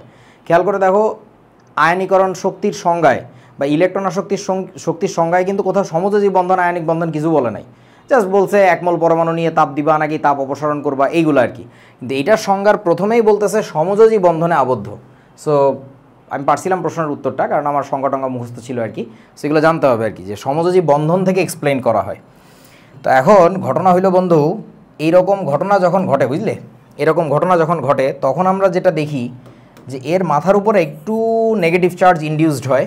ইন্ডাকশন তোমরা পড়ছো ফিজিক্সে, আবেশ বলে। সো একটু ঋণাত্মক চার্জ ইনডিউসড হবে, এখানে একটু ধনাত্মক চার্জ চলে আসবে। এই ঘটনাটা কি অনেকটা আয়নিক যৌগের মধ্যে সমযোজী যৌগের মধ্যে আয়নিক চরিত্র চলে আসছে না, কিছুটা আয়নিকের মতো। তখন আমরা এই অণুটাকে বলি হচ্ছে কি বলেন তো, এটাকে বলি পোলার সমযোজী অণু। মানে এটা সমযোজী অণু, but that will be showing some polarity, pole তৈরি হয়েছে, প্রান্ত তৈরি হয়েছে। আর এই দুইটা জিনিসকে তখন বলা হচ্ছে ডাইপোল। এখন ধরো পাত্রের মধ্যে যখন এবি যৌগটা আছে, তার তো আর একটা অণু নাই, তার তো লক্ষ লক্ষ বিলিয়ন বিলিয়ন কোটি কোটি অণু আছে, আমরা জানি না। সো একটা অণুর প্লাস প্রান্তের সাথে আর একটা পাশের অণুর যে মাইনাস প্রান্তের একটা দুর্বল আকর্ষণ তৈরি হবে, ওইটাকে বলে ডাইপোল অ্যাট্রাকশন ফোর্স বা ডাইপোল ফোর্স। আমার কথা কি বুঝেছো? বুঝছি ভাইয়া। আচ্ছা, দ্বিমেরু বলে আর কি। তো দ্যাটস ইট, পোলার সমযোজী অণু। তাহলে অপোলার সমযোজী অণু কারা? অপোলার সমযোজী অণু হবে হচ্ছে দুই পাশে যদি একই পরমাণু যুক্ত থাকে, যেমন ধরো সিএল বন্ড সিএল, এই ক্ষেত্রে আমরা কি পাবো বলেন তো? এটাকে আমরা বলবো হচ্ছে অপোলার সমযোজী অণু, এইটাকে বলে অপোলার। কার বাচ্চা কান্দে বাবা? এইটাকে বলে অপোলার সমযোজী অণু, আর এইটাকে বলা হচ্ছে পোলার সমযোজী অণু। বুঝতে কি পারছো?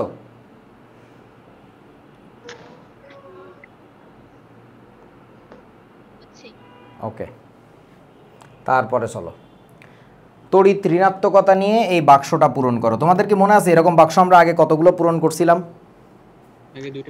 দুইটা। আয়নীকরণ শক্তির একটা ডিসিশন বক্স বানাইছিলাম আর ইলেকট্রন আসক্তির একটা বানাইছিলাম, এখন তড়িৎ ঋণাত্মকতার বানাচ্ছি। বলেন পরমাণুর আকার বড় হইলে কি হবে?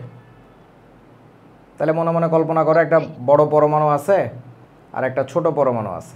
বলো, পরমাণুর আকার যদি বড় হয়, এ কি বন্ড পেয়ার ইলেকট্রন বেশি কাছে টানবে নাকি ছোটটা বেশি কাছে টানবে বলেন তো? ছোটটা। তাহলে পরমাণুর আকার বড় হইলে তড়িৎ ঋণাত্মকতা কি হবে? কমবে। আর অধাতু হিসাবে সক্রিয়তা কি হবে? তার কমে যাবে।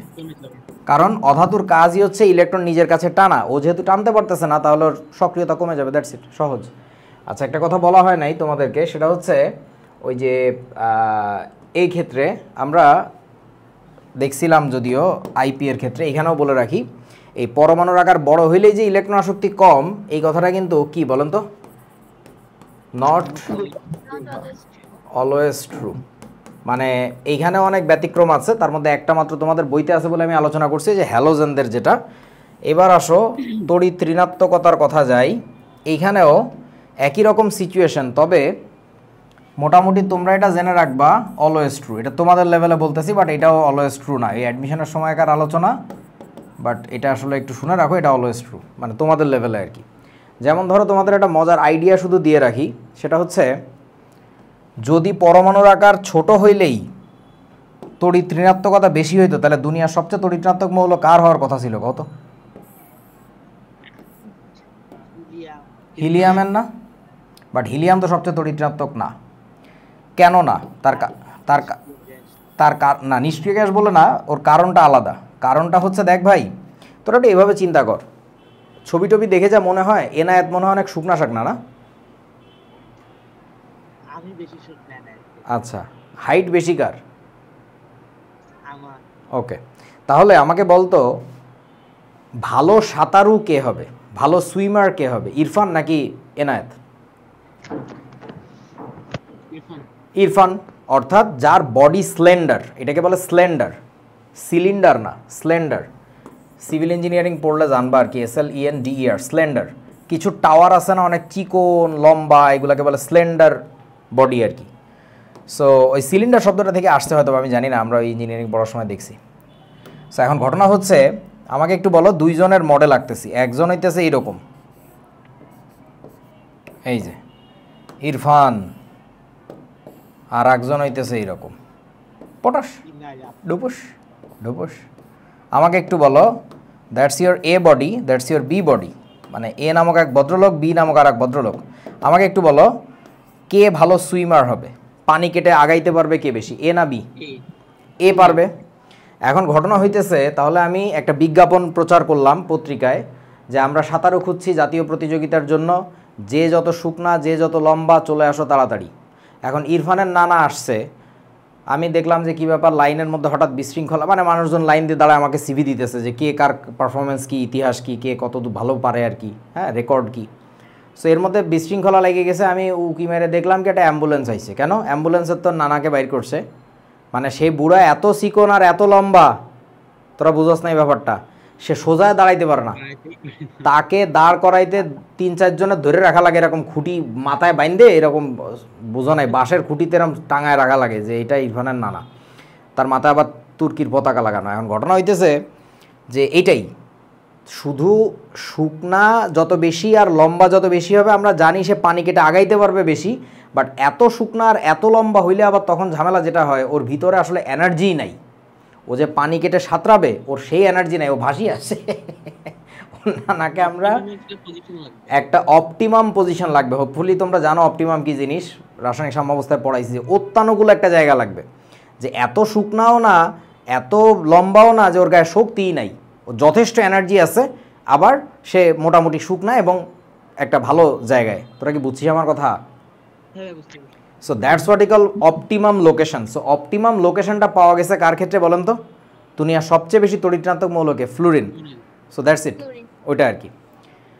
ওকে চলেন।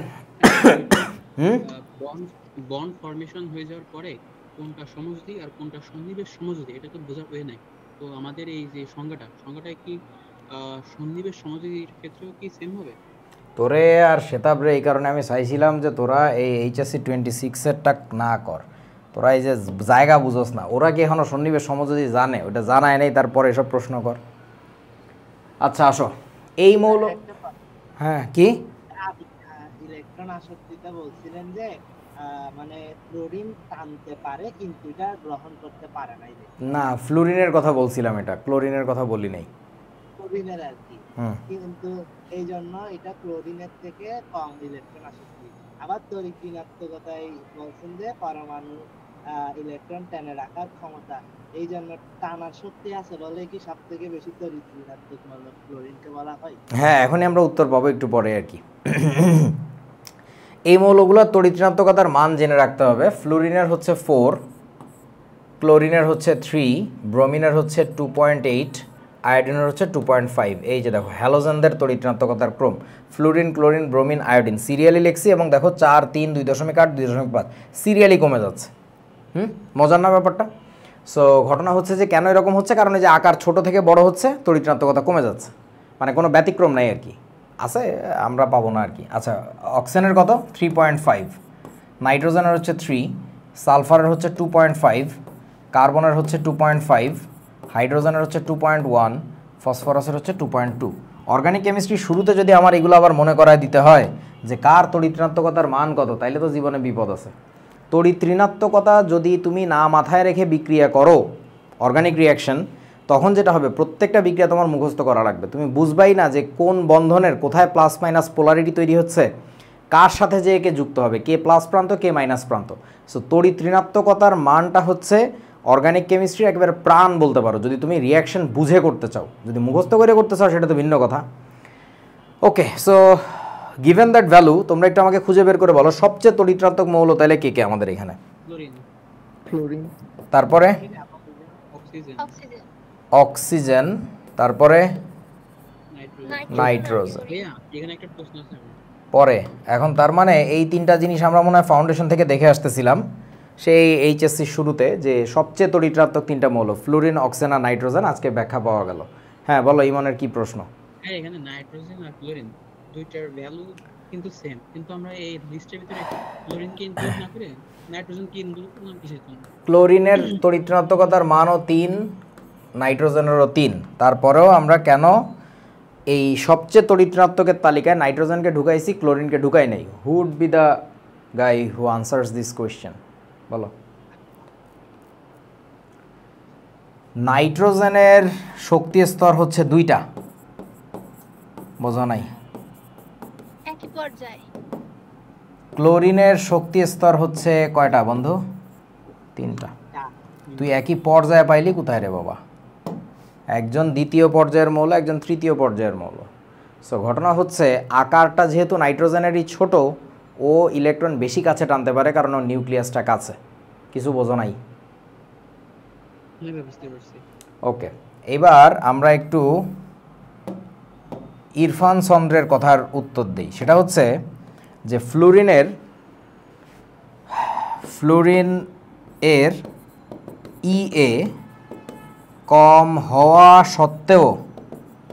সত্ত্বেও তার ইএন মানে ইলেকট্রোনেগেটিভিটি কেন বেশি? উত্তরটা হচ্ছে ইএ হইল মানে ইলেকট্রন অ্যাফিনিটি হইল, দ্যাটস এ কম্পিটিশন। যে কম্পিটিশনে তোমাকে কি করতে হয় বলো তো? ইলেকট্রন নিজের শক্তি স্তরে ঢুকায় দেখাইতে হয়। আর ইএন যে কম্পিটিশনটা মানে তড়িৎ ঋণাত্মকতার যে কম্পিটিশনটা, সেটা কি বলেন তো? কত বেশি টানতে পারে, নিজের কাছাকাছি টানতে পারলেই হবে। You don't have to put it in your pocket. কেউ বোঝে না? বুঝছি ভাইয়া। তোমার শক্তি স্তরে বসাইতে হবে না।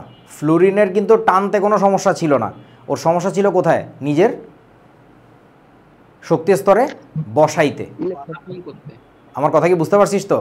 হ্যাঁ বুঝতে পারছি। দ্যাটস ইট, সহজ। আচ্ছা, তাহলে দ্যাটস দ্য আনসার যে এই কাহিনী হয়। আর কেন নাইট্রোজেনকে আমরা প্রায়োরিটি দিছি এটা বুঝছো তো? ইমনের প্রশ্ন ছিল। ওকে, সো এবার আসেন, এই যে দেখেন গ্রাফটা দেখতে পাচ্ছ আশা করি। সো ঘটনা হচ্ছে যে তড়িৎ ঋণাত্মকতার অপেক্ষাকৃত নিয়ত চরিত্র। নিয়ত মানে কি বুঝো? রেগুলার। নিয়তর বাংলা হচ্ছে রেগুলার। রেগুলার মানে ইররেগুলারিটি কম। একটু আগে বলছিলাম না কোনো ব্যতিক্রম পাবা না, মানে মোটামুটি সাইজের খেলা ঘুটে গেলেই হবে আর কি। এই যে দুপুস দুপুস মানে একই সিকোয়েন্স ফলো করতেছে। তোরা কি বুঝছিস আমার কথা বাবা? সবচেয়ে বেশি ইলেকট্রোনেগেটিভ কারা একটু দেখেন তো? এই যে 4 লেভেলে আছে কে? এটা 4 লেভেলে আছে কে? এই যে 9, এই যে 9, ঠিক আছে, ফ্লোরিন। তারপরে তোমার কি বলে এই 10 কার দেখেন তো? নিয়ন। আচ্ছা, তারপর আবার 2 হিলিয়াম, তারপর আবার 3.2 এটা কেটা? 17 মানে হচ্ছে ক্লোরিন। তার মানে এই যে ক্লোরিন এইখানে, আর নাইট্রোজেনটা কোথায় তোমার? নাইট্রোজেন হচ্ছে 7, এই যে এই বরাবর ঢুকছে, এই যে 3-এর একটু উপরে, লাইনটা একটু উপর দিয়ে গেছে আর কি, দেখিতে পাইতেছো? সো এই আর কি। এখন আসো ওই যে তোমার ইমন চন্দ্র অনাহারি যেটা বললো যে ভাই কেন আপনি নাইট্রোজেনকে প্রায়োরিটি দিলেন, ক্লোরিনকে দিলেন না, তার আরেকটা আনসার হচ্ছে এই যে ভ্যালুগুলো দেখতে পাচ্ছ, এই ভ্যালুগুলো আমরা বাইর করছি একটা বিশেষ স্কেলে। সেই স্কেলটার নাম হচ্ছে পলিং স্কেল। আচ্ছা, একটা বস্তুর ভর কত? ধরো এই ক্যালকুলেটরের ভর কত? কেউ একজন কেজিতে মাপতে পারে, কেউ পাউন্ডে মাপতে পারে। সো কেজিতে মাপার পরে এই বস্তুর যে ভর হবে সেটা কি পাউন্ডের ভ্যালুর সমান হবে? ডিফারেন্ট ভ্যালু আসবে। কিন্তু ধর ব্যাপারটা এরকম যে কেউরা একজনরা হিসাব করা মানে কোনো একটা বিজনেসম্যানরা হিসাব করার জন্য তাদের সমস্ত ভ্যালু, ভরের ভ্যালু সব হচ্ছে কেজিতে মাপে, তো তাহলে তাদের হিসাব নিকাশ ঠিকই আছে। আবার কেউ একজনরা সব পাউন্ডে মাপে, তাও তো ঠিক আছে, কোনো সমস্যা নেই। মানে যা করবা যে কোনো একটা পদ্ধতি ফলো করবা। সো তোমাদের বইতে যে ভ্যালুগুলো লেখা থাকে আমরাও ছোটোবেলায় পড়ে আসছি, এগুলোকে বলে পলিং স্কেল। লিনাস পলিংয়ের নাম শুনছো কিনা জানি না, বিজ্ঞানী বিশেষ মানে নাম শুনে আমি ছোটোবেলা থেকে ভাবতাম যে ওই মানে মহিলা মানুষ পলি, আসলে তা না, এটা বেড়া মানুষ আর কি। লিনাস পলিং, LINUS, লিনাস, অনেকে লাইনাসও বলে। সো ঘটনা হচ্ছে লিনাস পলিংয়ের স্কেল, তার যে ইকুয়েশনটা, খুবই সুন্দর একটা ইকুয়েশন, ছোট্ট একটা ইকুয়েশন, বইতে আছে হয়তো বা দেখবা। আমি ঢুকানোর কথা ভুলে গেছি, যে এইটাও বলে দিয়েছিলাম এই গাধা দুইটারে যে এইটা নিয়ে আলাদা করে আমি কথা বলবো যে ইকুয়েশনটা কীভাবে আসছে, মনে করা দেয় না। এই গাধা এখনই লিখে রাখ ইমন, ঘুমাইছে এটা, যে ওই পলিং ইকুয়েশন নিয়ে কথা বলবো আগামী ক্লাসের শুরুতে। রে সিকোয়েন্সটা নষ্ট হয়ে গেল। সো এখন ঘটনা হচ্ছে যে কি বলে, পলিং ইকুয়েশন থেকে এই ভ্যালুগুলো বাইট করছে। সো ধরো তোমাদের আমি একটা পরীক্ষা নিলাম, পরীক্ষায় কি বলে তিহা আর ইমন একই নাম্বার পাইছে, ডাজ দ্যাট মিন যে ওরা আসলে ছাত্র হিসাবে একই লেভেলের একই গ্রেডের? Does that mean? নো। পরীক্ষার মান তোমরা সবাই এ প্লাস পাইছিলা, তার মানে কি এই যে সবাই ভালো ছাত্র? না রে বাবা। সো ব্যাপারটা এরকম যে যে ডেটাগুলো আমরা বসাই সেই ডেটাগুলোর সাপেক্ষে মান কাটাকাটি ফাটাফাটি করে একই চলে আইছে, তার মানে এই না যে অ্যাকচুয়ালি রিয়েল লাইফ পারফরমেন্স এই দুজনের সমান, আলাদা। ওকে, তারপরে চলো। হ্যাঁ, আগের স্লাইডে যান। গেলাম। এইখানে ভাই হিলিয়াম আর নিয়নের মান আসতেছে 0, এই পাশে আর্গনের 0.8, আবার ক্যালসিয়ামের কেন 0? কই ক্যালসিয়ামের 0? ও আচ্ছা, ক্যালসিয়ামের 0। ক্যালসিয়ামের 0 হওয়াটা স্বাভাবিক না, ও তো ভাই সমযোজী বন্ধন করতেছে না, বোঝো নাই, ধাতু। আচ্ছা, তারপরে 0.8 কার কথা বললা? ওই আর্গনের। ওকে, সো আর্গন আবার তো একটু আকারে বড়, এটার আমি আনসার দিতে পারতেছি না অনেস্টলি স্পিকিং, যে আর্গনের কেন 0.8। I don't have any answer. ভালো প্রশ্ন, খুবই ভালো প্রশ্ন, ভাবতে হবে। এটাও একটু লিখে রাখো তো, যে আর্গনের কেন 0.8 এনে আমার ভাবা লাগবে আর কি। ওকে, তারপরে চলো। আর এই ডেটাগুলোও যে সব অ্যাকসেপ্টেবল তাও না, এগুলো জাস্ট বুঝো তো, গুগল সার্চ করে যা পাই এটা দিয়ে ভালো লাগে এটা নিয়ে চলে আসি আর কি। ওকে, সো এই স্লাইডটা ইম্পর্ট্যান্ট, তোমরা একটু দেখো, নিজেরা পড়লেই বুঝবা ইলেকট্রন আসক্তি আর তড়িৎ ঋণাত্মকতার মধ্যে মেইন পার্থক্যটা কী আর কি। সো এগুলো নিয়ে আমার বলার কিছু নাই, সহজ জিনিস, বাচ্চা কাচ্চা। আচ্ছা, এই যে এইখানে যেমন পূর্ণ চার্জ সৃষ্টি হয়, আর এখানে কি হবে? আংশিক ঋণাত্মক আংশিক ধনাত্মক চার্জ তৈরি হবে, বুঝেছো? তড়িৎ ঋণাত্মকতা বাইর করার সময় আর ইলেকট্রন আসক্তির সময় পূর্ণ চার্জ তৈরি হবে। এখানে ব্যতিক্রম আছে কোথায়? ফ্লুরিন আর ক্লোরিনের মধ্যে, এখানে কোনো ব্যতিক্রম নাই। এই যে মৌলের তড়িৎ ঋণাত্মকতা যত বেশি সেই তত বেশি জারক হবে, এই সহজ জিনিস। আচ্ছা, এবার আসো ইলেকট্রন আসক্তি বনাম তড়িৎ ঋণাত্মকতার পার্থক্য কেবল যেটা দেখাইলাম ওটা বই অনুযায়ী। এবার আসল কাহিনীটাকে বলতে পারবা যে what is the very basic most difference between this two things. আমি তোমাদের একটু পার্থক্যটা বুঝাই আর কি। দেখো একটা জিনিস, আমি একটু স্ক্রিনশট মাইরে আসি, দাঁড়াও। এইটা হচ্ছে তোমার স্ক্রিনশট, এটা হচ্ছে কার? তড়িৎ ঋণাত্মকতার সাধারণ বৈশিষ্ট্য। ঠিক আছে, কন্ট্রোল এক্স। তারপরে ওইখানে নিয়ে চলে যাই, একটু দাঁড়াও, সময় দাও। ওই বেটা, এই লাফায় বা আমাদের নিয়ন্ত্রণ নাই আমার। আচ্ছা, কন্ট্রোল ভি, এটাকে ছোটো করে কীভাবে? টেকনোলজিয়া, এই যে। তাহলে এটা হচ্ছে একটা স্ক্রিনশট থাকলো। এবার আমরা চলে যাব কোথায় বলো দেখি, কে পারবা? ইলেকট্রন আসক্তিতে। ইলেকট্রন আসক্তির একটা স্ক্রিনশট লাগবে। আমার বন্ধুরা যেহেতু স্মৃতিশক্তিতে দুর্বল, তাহলে তাদেরকে স্ক্রিনশট না দেখালে বিশ্বাস করবে না। এই যে এটা কিন্তু ইলেকট্রন আসক্তির স্ক্রিনশট, কন্ট্রোল এক্স। চলো এখান থেকে, হ্যাঁ ওকে। এবার আমরা চলে যাব ওই স্লাইডে। কোথায়? এই যে চলে এসেছি, কন্ট্রোল ভি। এটাকে একটু ছোট করতে হবে। এই যে বন্ধু বলেন। আচ্ছা, তারা একটা ইলেকট্রন টেনে নিজ কক্ষপথে গ্রহণ করার প্রতিযোগিতা করে, আরেকটা ইলেকট্রন টানার প্রতিযোগিতা করে। এই যে একটা বাক্স, ওইখানে আর একটা বাক্স। এ কার শব্দ হয় রে বাবা?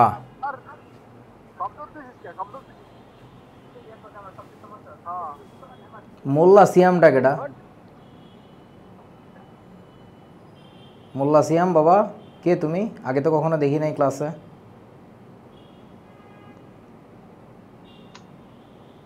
হ্যালো, ও আচ্ছা, ওকে ঠিক আছে, ওকে সমস্যা নেই।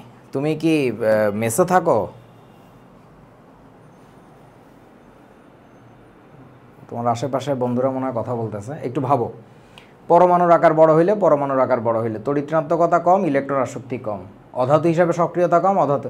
তাহলে both of the definitions ultimately give me the same answer. তাহলে আমি কেন দুইটা ডেফিনেশন রাখছি? তোরা মনে হয় বুঝিস নাই আমার কথা।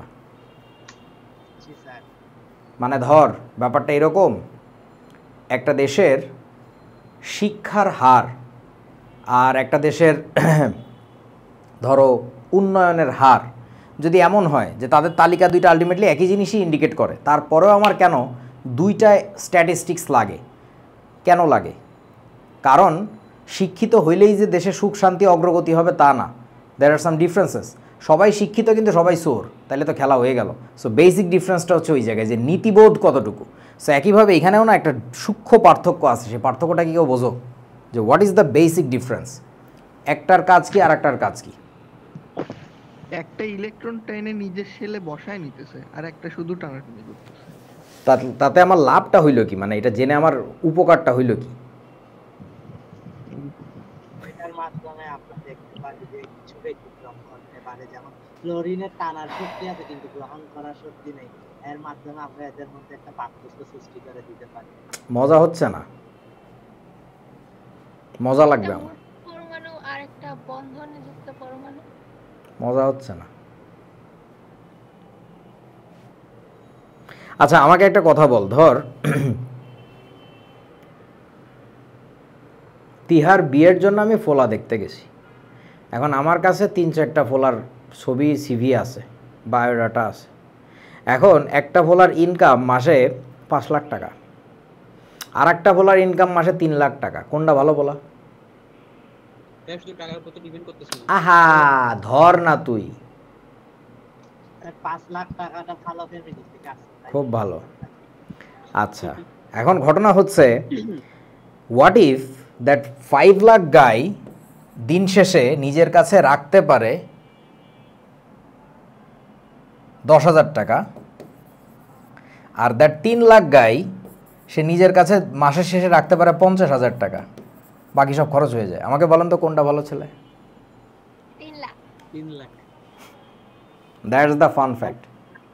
বেশি টাকা রাখলে তো সমস্যা হতে পারে। তোর কথা তো দরকার নাই, কিসের সমস্যা? ছাগল কোথাকার। তোরা কি বুঝছিস? সেভিংস হ্যাঁ বুঝতে এবার বোঝ, ব্যাপারটা হচ্ছে এইখানে তড়িৎ ঋণাত্মকতার মান তোকে শুধুই বুঝাবে টানতে পারে কত। এই যে 5 লাখ টানছে, ইলেকট্রন আসক্তির মান তোকে বুঝাবে আলটিমেটলি নিজের কাছে রাইখা দিতে পারে কত। এবং একটা অধাতুর ক্রেডিট শুধু কাছে টানলেই না, কি করলে বলেন তো? নিজের মধ্যে রেখে দিতে পারলে। হবে। তোমরা কি আমার কথা বোঝো নাই? হ্যাঁ বুঝতে পারছি। সো আমাকে একটু বলো, দুইটা অধাতুর মধ্যে কম্পেয়ার করার জন্য তুমি কোন ক্রাইটেরিয়া নিয়ে বেশি কাজ করবা? ইলেকট্রোনেগেটিভিটি নাকি ইলেকট্রন অ্যাফিনিটি, কোনটা? Electron affinity. Electron affinity actually gives you, মানে বাংলায় কি বলে, ইলেকট্রন আসক্তির যে মান, এটা তোমাকে আসলেই বুঝাবে যে ও আদতে অধাতু হিসাবে কত ভালো, অধাতুর যা যা করার কথা ও কত ভালো করে করতে পারে। ঠিক আছে? সো তাইলে নন মেটাল হিসাবে দুনিয়ার সবচেয়ে ভালো নন মেটাল কিন্তু ক্লোরিন, ফ্লুরিন না। কারণ তার ইলেকট্রন নেগেটিভিটির মান বেশি ফ্লুরিনের। ডাজন্ট ম্যাটার, ইলেকট্রন নেগেটিভিটির চেয়ে হায়ার র্যাঙ্কের মানে প্রপার্টি ইন্ডিকেট করে অধাতুর ক্ষেত্রে ইলেকট্রন অ্যাফিনিটি। কথাটা খাতার মধ্যে ভালো করে লিখে নিও, ভিডিও রেকর্ডে পজ দিয়া বাট বুঝো আর কি। ঠিক আছে? ওকে ঠিক আছে, আশা করি বুঝেছো। সো এবার চলো, আহা এই গাধা, তোদেরকে বলছিলাম এই চার্টটাও ঢুকানোর কথা। ইমন একটু লিখে রাখ, এই চার্ট বইতে আছে, এই চার্ট ঢুকে তো। এর কাজ ছিল ভাই, মানে সেটা আরে কার কাজ ছিল? তুই কি ঘুমাইছস নাকি গাধা কোথাকার? সেটা দিতে এজন্য আমি দিই না। হ্যাঁ ছাগল। আচ্ছা যাই হোক, এবারে খুবই ক্রুশাল কিছু চিন্তা ভাবনায় আসবো আমরা। হ্যাঁ একটু জটিল চিন্তা ভাবনা, বইয়ের ভুল ধরা আর কি। মোটামুটি এই স্লাইডের পর থেকে আরও অনেকগুলো স্লাইড আছে আজকের লেকচারে, আমি জানি না সব শেষ করতে পারবো কিনা, অলরেডি 9:30 বাজে, দেখা যাক কতদূর যাই। সেটা হচ্ছে কোনো যৌগ পোলার নাকি অপোলার সেটা তড়িৎ ঋণাত্মকতার পার্থক্যের উপরে নির্ভর করে। আমরা একটু আগে দেখছিলাম না যে ক্লোরিনের অণুটাকে আমরা কি পোলার বলছিলাম নাকি অপোলার বলছিলাম বলেন তো? ক্লোরিন অণু অপোলার, কারণ এখানে যে দুইটা পরমাণু কানেক্টেড, ক্লোরিন বন্ড ক্লোরিন, সেখানে দুইটা পরমাণুই কি ছিল? একই তড়িৎ ঋণাত্মকতার মান বিশিষ্ট ছিল। যেহেতু একই তড়িৎ ঋণাত্মকতার মান থাকে তাহলে তো ইলেকট্রন বন্ড পেয়ার মাঝখানেই থেকে যাবে, দুই দিকেই সমান টান, তাহলে এটা অপোলার হবে। এখন তড়িৎ ঋণাত্মকতার মানের যদি পার্থক্য আসে, যেমন ধরো এই পাশে ছিল হচ্ছে এইচ আর এই পাশে ছিল CL, then there's a difference. So কথাটা ভালো করে স্পষ্ট বলতে হবে, অশিক্ষিত বলাবানের মতো কথাবার্তা বলবা না। তোমাদের অনেক স্যাররাও ইউটিউবে ভিডিও দেখি কয় তড়িৎ ঋণাত্মকতা বেশি ছিল বলে এটা হয়েছে, আরে গাদা তড়িৎ-ঋণাত্মকতা বেশি হলে হবে কি, ধরো একজনের তড়িৎ-ঋণাত্মকতার মান বেশি, ওর সাথে যে কানেক্টেড তারও যদি বেশি হয় তাহলে তো এখানে আবার অপোলার হয়ে যাবে, মানে ডিফারেন্স খুবই সামান্য থাকে। আমার কথা কি বুঝছো? দ্য খেলা ইজ অ্যাবাউট ডিফারেন্স, মেইন গেমটা হচ্ছে ডিফারেন্স আর কি। সো তড়িৎ-ঋণাত্মকতার মানের পার্থক্য থাকলেই ওই যৌগটা কি হওয়ার কথা বলেন তো আমাকে একটু, পোলার নাকি অপোলার? পোলার হওয়ার কথা। এইবার কিছু আলোচনায় আসো। বইতে এরকম একটা চার্ট আছে, তোমরা দেখবা একটা ঘর ঘর করা থাকে যে তড়িৎ-ঋণাত্মকতার মানের পার্থক্য 0.5 থেকে 1-এর মধ্যে থাকলে নাকি 1.9-এর মধ্যে হলে ওই সমযোজী অণুটি আংশিক ধনাত্মক ঋণাত্মক চার্জযুক্ত হবে, যদি পোলারিটি তড়িৎ-ঋণাত্মকতার মানের পার্থক্য 1.9 না কত জানি এর বেশি হয়ে গেলে আবার ওইটা হবে আয়নিক হয়ে যাবে, মানে বুঝছস তো, মানে তড়িৎ-ঋণাত্মকতার মানের একটা ডিফারেন্স দেওয়া আছে, সম্ভবত 0 থেকে 0.5, আমার খেয়াল নাই, এই বুলশিট জিনিস আমি পড়িও না কারণ ভুল কথাগুলো আর কি। সো মানে ডিফারেন্স যদি কম হয় তাহলে অপোলার, আরেকটু যদি পার্থক্য বাড়ে তাহলে হচ্ছে পোলার, পোলার সমযোজী, পার্থক্য যদি আরও বাড়ে তারপরে আয়নিক হয়ে যায়। এই যে ছকটা আছে, ইসিরে এখন ছকটা দেখানো গেলে কি মজাটা হইতো, ওই যে ছকটা আছে সব বইতেই মোটামুটি আছে, বিশেষ করে হাজার ইসারের বইতে তো মাস্ট, আমাদের আমল থেকে আছে আর কি এই ছক। এই ছকটার মতো ফালতু ভুল ধারণা দুনিয়ায় দ্বিতীয়টা হইতে পারে বলে আমার জানা নাই। একটা জিনিস দেখো, একটা সমযোজী অণু পোলার হবে নাকি অপোলার হবে সেটা মেইনলি কিসের উপরে ডিপেন্ড করে একটু বলো তো, ইমন বাদে বাকিরা বলো, ভাবো।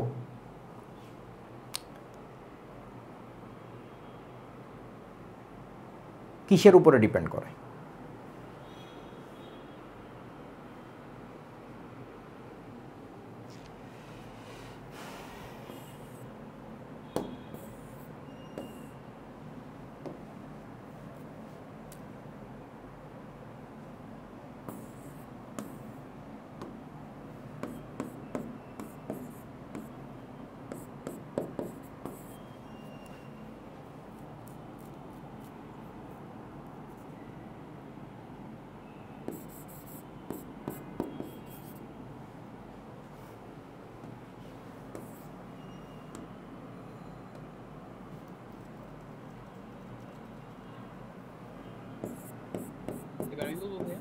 কেন?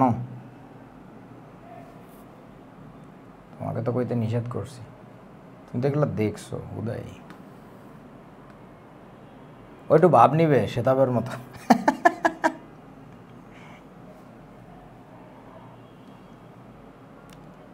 আচ্ছা আমি একটু দেখাই আর কি। হ্যাঁ, আমাকে একটু বলেন তো বন্ধু,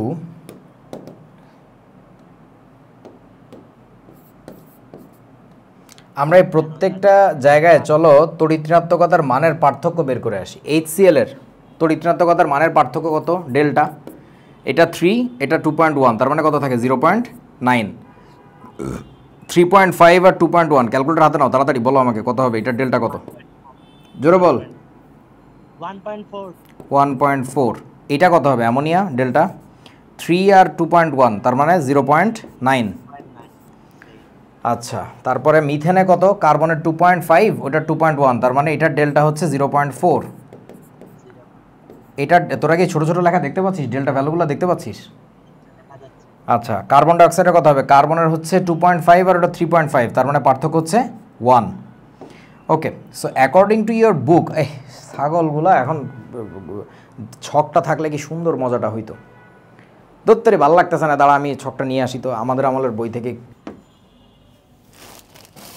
আমার বইকে আল্লাহ জানে।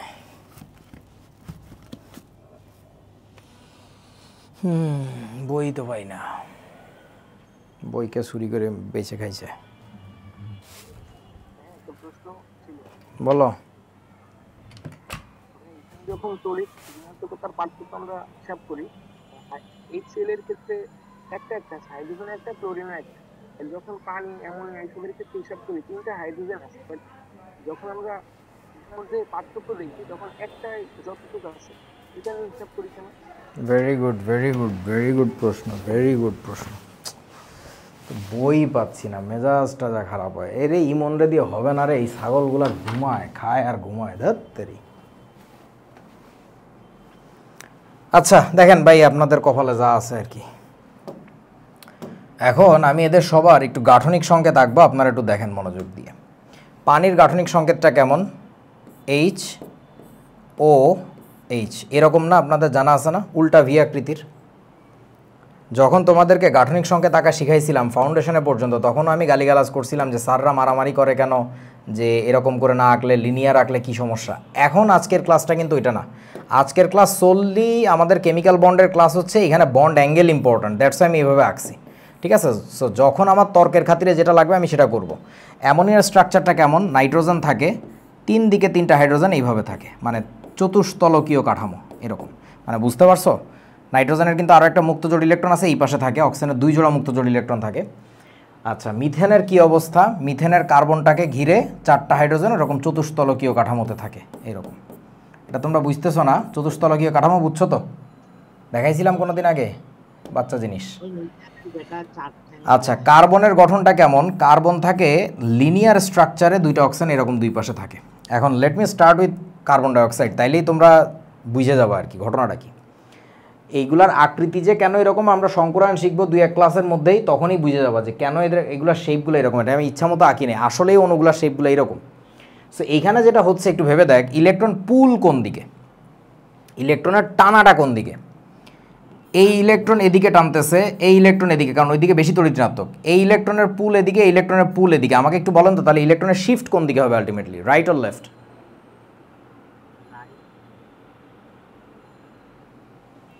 এই পুরো অণুটাতে ইলেকট্রনের শিফট কোন দিকে হবে? পুরো অণুটাতে বলেন।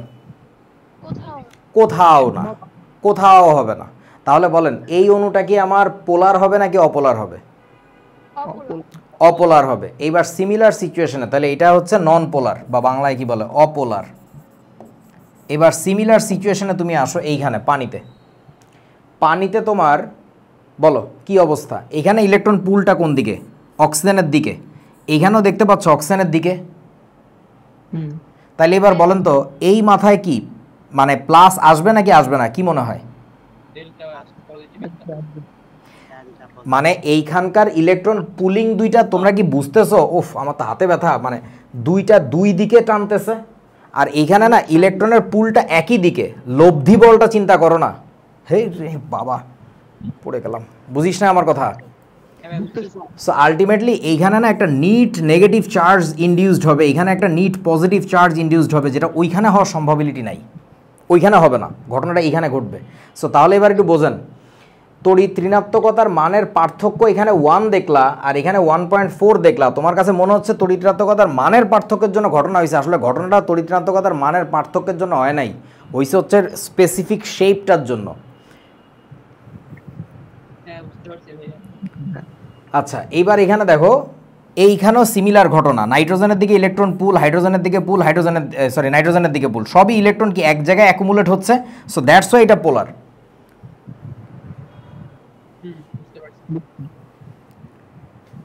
তানভীর হোসেন মাইকে শব্দ। আচ্ছা, সো মানে HCl এর ক্ষেত্রে কেন হচ্ছে? ওই যে ইলেকট্রন পুল দেখো একদিকে।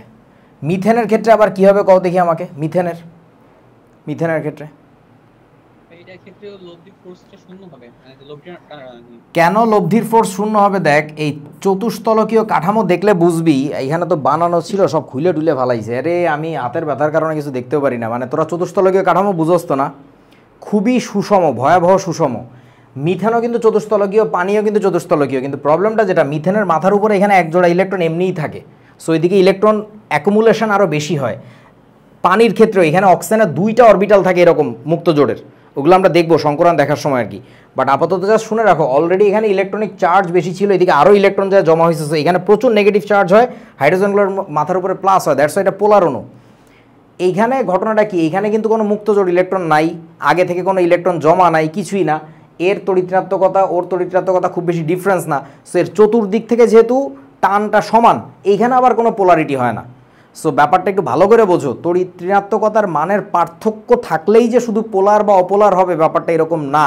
কোনো একটা অণু পোলার হবে নাকি অপোলার হবে, এটা আসলে মোস্টলি ডিপেন্ড করে কিসের উপরে বলেন তো? অণুর আকৃতির উপরে, জিওমেট্রির উপরে। যদি এই জ্যামিতি চিন্তা না করে তুমি গদে মুখস্থ করো যে মানের পার্থক্য এত, মানের পার্থক্য অত, তাইলে এই ঘটনা ঘটছে। আরে ছাগল রে ছাগল, তোর মতো বড় ছাগল দুনিয়ায় দ্বিতীয়টা নাই। আচ্ছা, একটা মজার জিনিস খেয়াল করে দেখ। আচ্ছা, ওইটার দিকে পরে যাই। এই যে দেখেন আমি গুছায় লিখে নিয়ে আসছি, কিসের কিসের উপর ডিপেন্ড করে এটা তোমাদের বই থেকে না, আমার গবেষণা থেকে, আমার চিন্তাভাবনা, আমার জানা থেকে লেখা। সো বইয়ের সাথে এগুলো খুঁজবা না। সেটা হচ্ছে যে কোনো যৌগ পোলার নাকি অপোলার তা শুধুই বন্ধনযুক্ত পরমাণুগুলোর তড়িৎঋণাত্মকতার পার্থক্যের উপর নির্ভর করে না। কিসের উপর নির্ভর করে? এক্ষেত্রে আরও কিছু জড়িত, মানে ওটার উপর ডিপেন্ড করে না একেবারেই তা বলতেছি না, করে, বাট ওইটাই শুধু নির্ভর করে তা না, বরং আরও কিছু জড়িত বিষয় হলো, 1 নম্বর কথা কি বলছি, সরাসরি বন্ধনযুক্ত মৌলের তড়িৎঋণাত্মকতা। সরাসরি বন্ধনযুক্ত মৌলের তড়িৎঋণাত্মকতা বলতে কি বোঝাচ্ছি? ধর একটা যৌগ হচ্ছে আমাদের HClO, এখানে হাইড্রোজেনের সাথে ডিরেক্ট কানেক্টেড কে? আমাকে একটু বলেন তো, H বন্ড কে? হিস, কেউ কইতে পারে না। তোদের ফাউন্ডেশন পড়া লাভটা হইলো কি? দেখ এখন এইখানে তুই ইলেকট্রোনেগেটিভিটি ডিফারেন্স বাইর করতে গেলে কার সাথে কারটা দেখবি? হাইড্রোজেনের সাথে ক্লোরিনেটটা কিন্তু দেখা যাবে না, কারণ অ্যাকচুয়ালি বন্ডেড কে? অ্যাকচুয়ালি বন্ডেড কিন্তু অক্সিজেন। সো এইটুকু বন্ডের যে পোলারিটি, ওই বন্ডের কিন্তু different polarity. So you have to think exactly directly bonded atom কে, দ্যাটস ইট। সো এটা আর কি সরাসরি বন্ধনযুক্ত মৌলের তড়িৎঋণাত্মকতার উপর নির্ভর করে। 2 নম্বর পয়েন্টটা বলছি, সারাউন্ডিং অন্যান্য, মানে আশেপাশে যদি আরও পরমাণু থাকে যুক্ত, তাদের উপরও নির্ভর করে।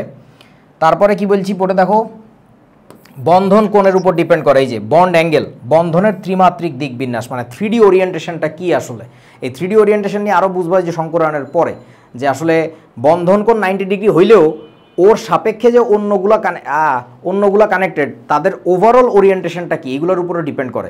সো এগুলো হয়তো বা সবই তোমাদের এক্সাম্পল হিসাবে দেখাইতে পারবো না, বাট তোমার মাথার মধ্যে আমার এখন দিয়ে দেওয়া দরকার, সো দ্যাট বড় হইলে তুমি স্টেপ বাই স্টেপ নিজেই দেখতে পারো যে আসলে মানে এক এক জায়গায় এক একটা কনসেপ্ট কাজ করে আর কি। মানে ধর তোকে আমি যদি সিম্পলি বলি 2 চাকাওয়ালা একটা বাহন, তার মানেই কি সবসময় তোর সাইকেল হবে? এটা তো ঠেলা গাড়িও হইতে পারে। It all depends upon the orientation that you have connected those two wheels. তুমি যদি সামনে পিছনে লাগাও তাহলে তার গতি একরকম, তার ফিজিক্স একরকম হবে, যদি ভাষাভাষি লাগাও তাহলে তার ফিজিক্স, তার গতি আর একরকম হবে। সো ব্যাপারটা এরকম আর কি, মানে 2 চাকা আছে শুনে তুমি লাভ দিয়ে কয়ে উঠতে পারবা না, ঘটনাটা এরকম আর কি। ওকে, তারপরে চলো, এই যে তোমাদের বই থেকে আনা স্ক্রিনশট, আশা করি দেখতে পাইতেছো গুড়ি গুড়ি অনেক কথা। এই কথাগুলো আমি আর পড়াবো না, বাট একটু পড়াই দিই, হ্যাঁ, তা নাহলে মানুষে খারাপ বলবে আর কি যে লোকটা কেমন। সো বিভিন্ন ব্লক ওয়াইজ মৌলের ক্যারেক্টারিস্টিক্স শিখতে হবে এখন। এইগুলো আমাদের সময় ছিল না, আমরা শিখতাম গ্রুপ ওয়াইজ, এখন ব্লক ভিত্তিক শিখাচ্ছে, কেন যে ছাগলের মতো শিখাচ্ছে জানি না। এখান থেকে প্রচুর MCQ প্রশ্ন আসে, আর এগুলো নিজেরা রিডিং পড়তে হবে, রিডিং পড়ে পড়ে দেখতে হবে। আশা করি কোথাও সমস্যা হবে না, সমস্যা হলে স্পেসিফিক ওই লাইনটার দাগ দিয়ে আমার ছবি তুলে দেখাবো যে এই কথাটার মানে কি। আর don't always fall for this things, এখানে প্রচুর ভুলও আমি পাইছি, আমি দেখাই দেওয়ার চেষ্টা করতেছি কয়েকটা ভুল। যেমন দেখো তো কথাগুলো বোঝো কি না, S1 ইলেকট্রনীয় কাঠামোতে হাইড্রোজেন ব্যতীত অবশিষ্ট মৌলগুলো এইটা, এই যে S1 মানে বুঝছো তো, NS1, lithium, sodium, potassium, rubidium, caesium, francium. তোরা কি লেখাগুলো দেখতে পাচ্ছিস? এরা প্রত্যেকেই ক্ষার ধাতু। ক্ষার ধাতুগুলো নরম প্রকৃতির, এইটা একটা MCQ আসতে পারে। উজ্জ্বল বর্ণের হয়, MCQ আসতে পারে। সিজিয়াম ভিন্ন, ভিন্ন মানে ছাড়া, সিজিয়াম ছাড়া প্রতিটি ক্ষার ধাতুর বর্ণ উজ্জ্বল রৌপ্য বর্ণ, সিলভার কালারের, MCQ আসতে পারে। সিজিয়াম ধাতুর বর্ণ সোনালী ও রূপালীর মাঝামাঝি, সিলভারি গোল্ডেন যেটাকে বলে, আমি নিজেও জানতাম না, আজকেই শিখছি আর কি। এগুলো কে শেখে, বাট MCQ তো আসতেই পারে। কক্ষ তাপমাত্রাতে অতিশয় সক্রিয় মৌল এবং সহজেই যোজ্যতা স্তরে একটা ইলেকট্রন দান করে একযোজী ক্যাটায়ন M+ পরিণত হয়। এগুলো বাবা নিজে রিডিং পড়তে হবে, আমার পড়া দেওয়ার কিচ্ছু নাই। ক্ষার ধাতুর আয়ন Na+, K+ আয়ন প্রতিটি জীবের জীবন চক্রে গুরুত্বপূর্ণ ভূমিকা রাখে, এটা MCQ আসতেই পারে মেডিকেলে। ক্ষার ধাতুকে প্রকৃতিতে মুক্ত অবস্থায় পাওয়া যায় না, কারণ তারা প্রচণ্ড সক্রিয়। এদের অক্সাইড ও হাইড্রোক্সাইড সমূহ তীব্র ক্ষারক, মানে নতুন কথাটা কি এখানে, অক্সাইডগুলো পানিতে দ্রবীভূত হয়ে ক্ষারীয় দ্রবণ উৎপন্ন করে। বাহ, নতুন কথা একটা পাইছি।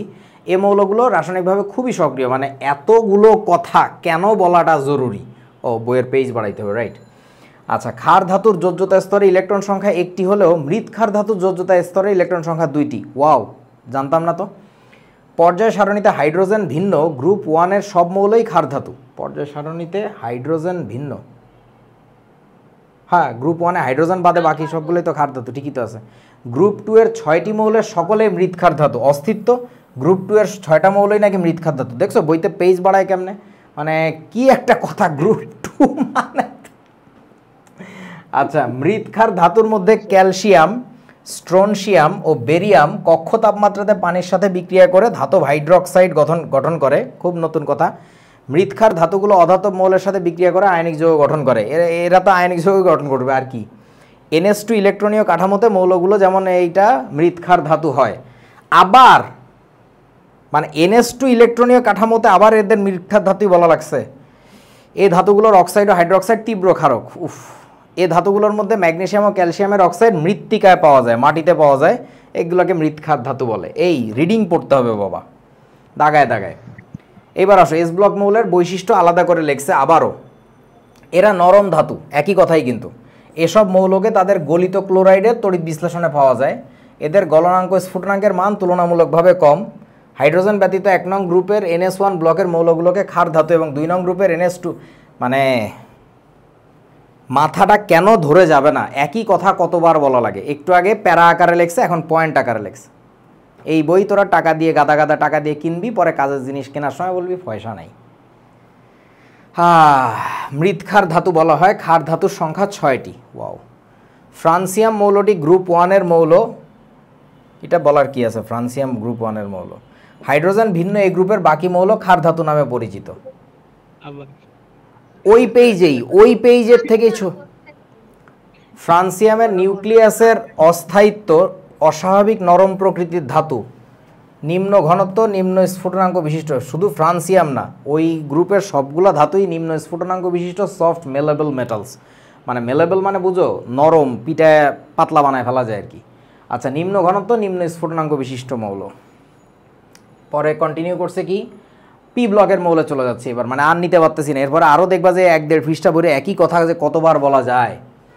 পি ব্লক মৌলসমূহের কিছু বৈশিষ্ট্যপূর্ণ, এদের মধ্যে ধাতু, অধাতু, অপধাতু শ্রেণীর মৌল আছে, আছে না পি ব্লকে ডান পাশে যেটা আপাদের মধ্যে। আচ্ছা, সো পর্যায় সারণীর কোনো পর্যায়ের বাম দিক থেকে ডান দিকে গেলে ধাতব ধর্ম থেকে অধাতব ধর্মের পরিমাণ বাড়তে থাকে, আবার কোনো গ্রুপের উপর থেকে নিচে গেলে ধাতব ধর্ম বাড়তে থাকে। মাশাল্লাহ, তাহলে দেখা যাচ্ছে যে ধাতব মৌলগুলো পর্যায় সারণীর বাম দিকে নিচের দিকে, উফ জোস। বেশিরভাগ পি ব্লকের মৌলগুলো অধাতু, এটা একটা কাজের কথা বলছে যে অধিকাংশ হচ্ছে অধাতু, আপাদের সাইড না। আচ্ছা, সো পরের প্রপার্টি কি বলছে, এরা ধাতুগুলো ছাড়া, মানে ওদের মধ্যে যে অধাতুগুলো আছে, তাপ ও তড়িতের স্বল্প পরিবাহী, মানে অল্প একটু পরিবহন করে। বেশিরভাগ মৌলগুলো তড়িৎ ঋণাত্মক, আপাত ঋণাত্মক হবেই। এরা সাধারণভাবে একাধিক যোজ্যতা প্রদর্শন করে, অবশ্যই করে। এদের আয়নীকরণ বিভবের মান এস ব্লকের অপেক্ষা বেশি। আয়নীকরণ বিভব কাদের হয়? ধাতুদের হয়, তাই না? যতটুকু তাপ দিলে আয়নীকরণ বিভবকে আই কেন লেখছে বুঝছো তো, আয়নাইজেশন এনার্জি বোঝানোর জন্য। সো আমাকে একটু বলো, ধাতুদের আয়নীকরণ শক্তি বেশি হয় নাকি অধাতুদের বেশি হয়, বলেন তো? অধাতুদের। ধাতুদের অল্প তাপ দিলে ইলেকট্রন ছেড়ে দিবে, তাই বলছে।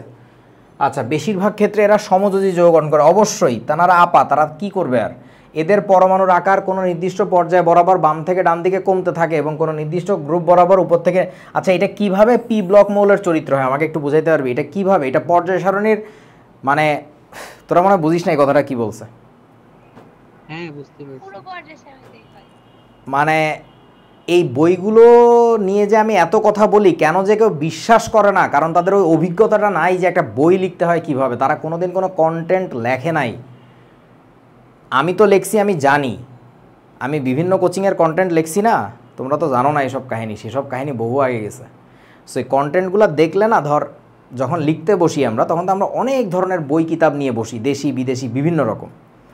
তো যারা এগুলা কম্পাইলিং বোঝে না, তারা একই কথা বারবার বলে ফেলে ভিন্ন ভিন্ন টোনে, একই কথাই বলতে থাকে। তুই লেখা দেখে বুঝবি যে এই লেখাটা ওইখান থেকে কপি করছে, ওই লেখাটা এখান থেকে কপি করছে, এটা বাজায় দিছে একটা।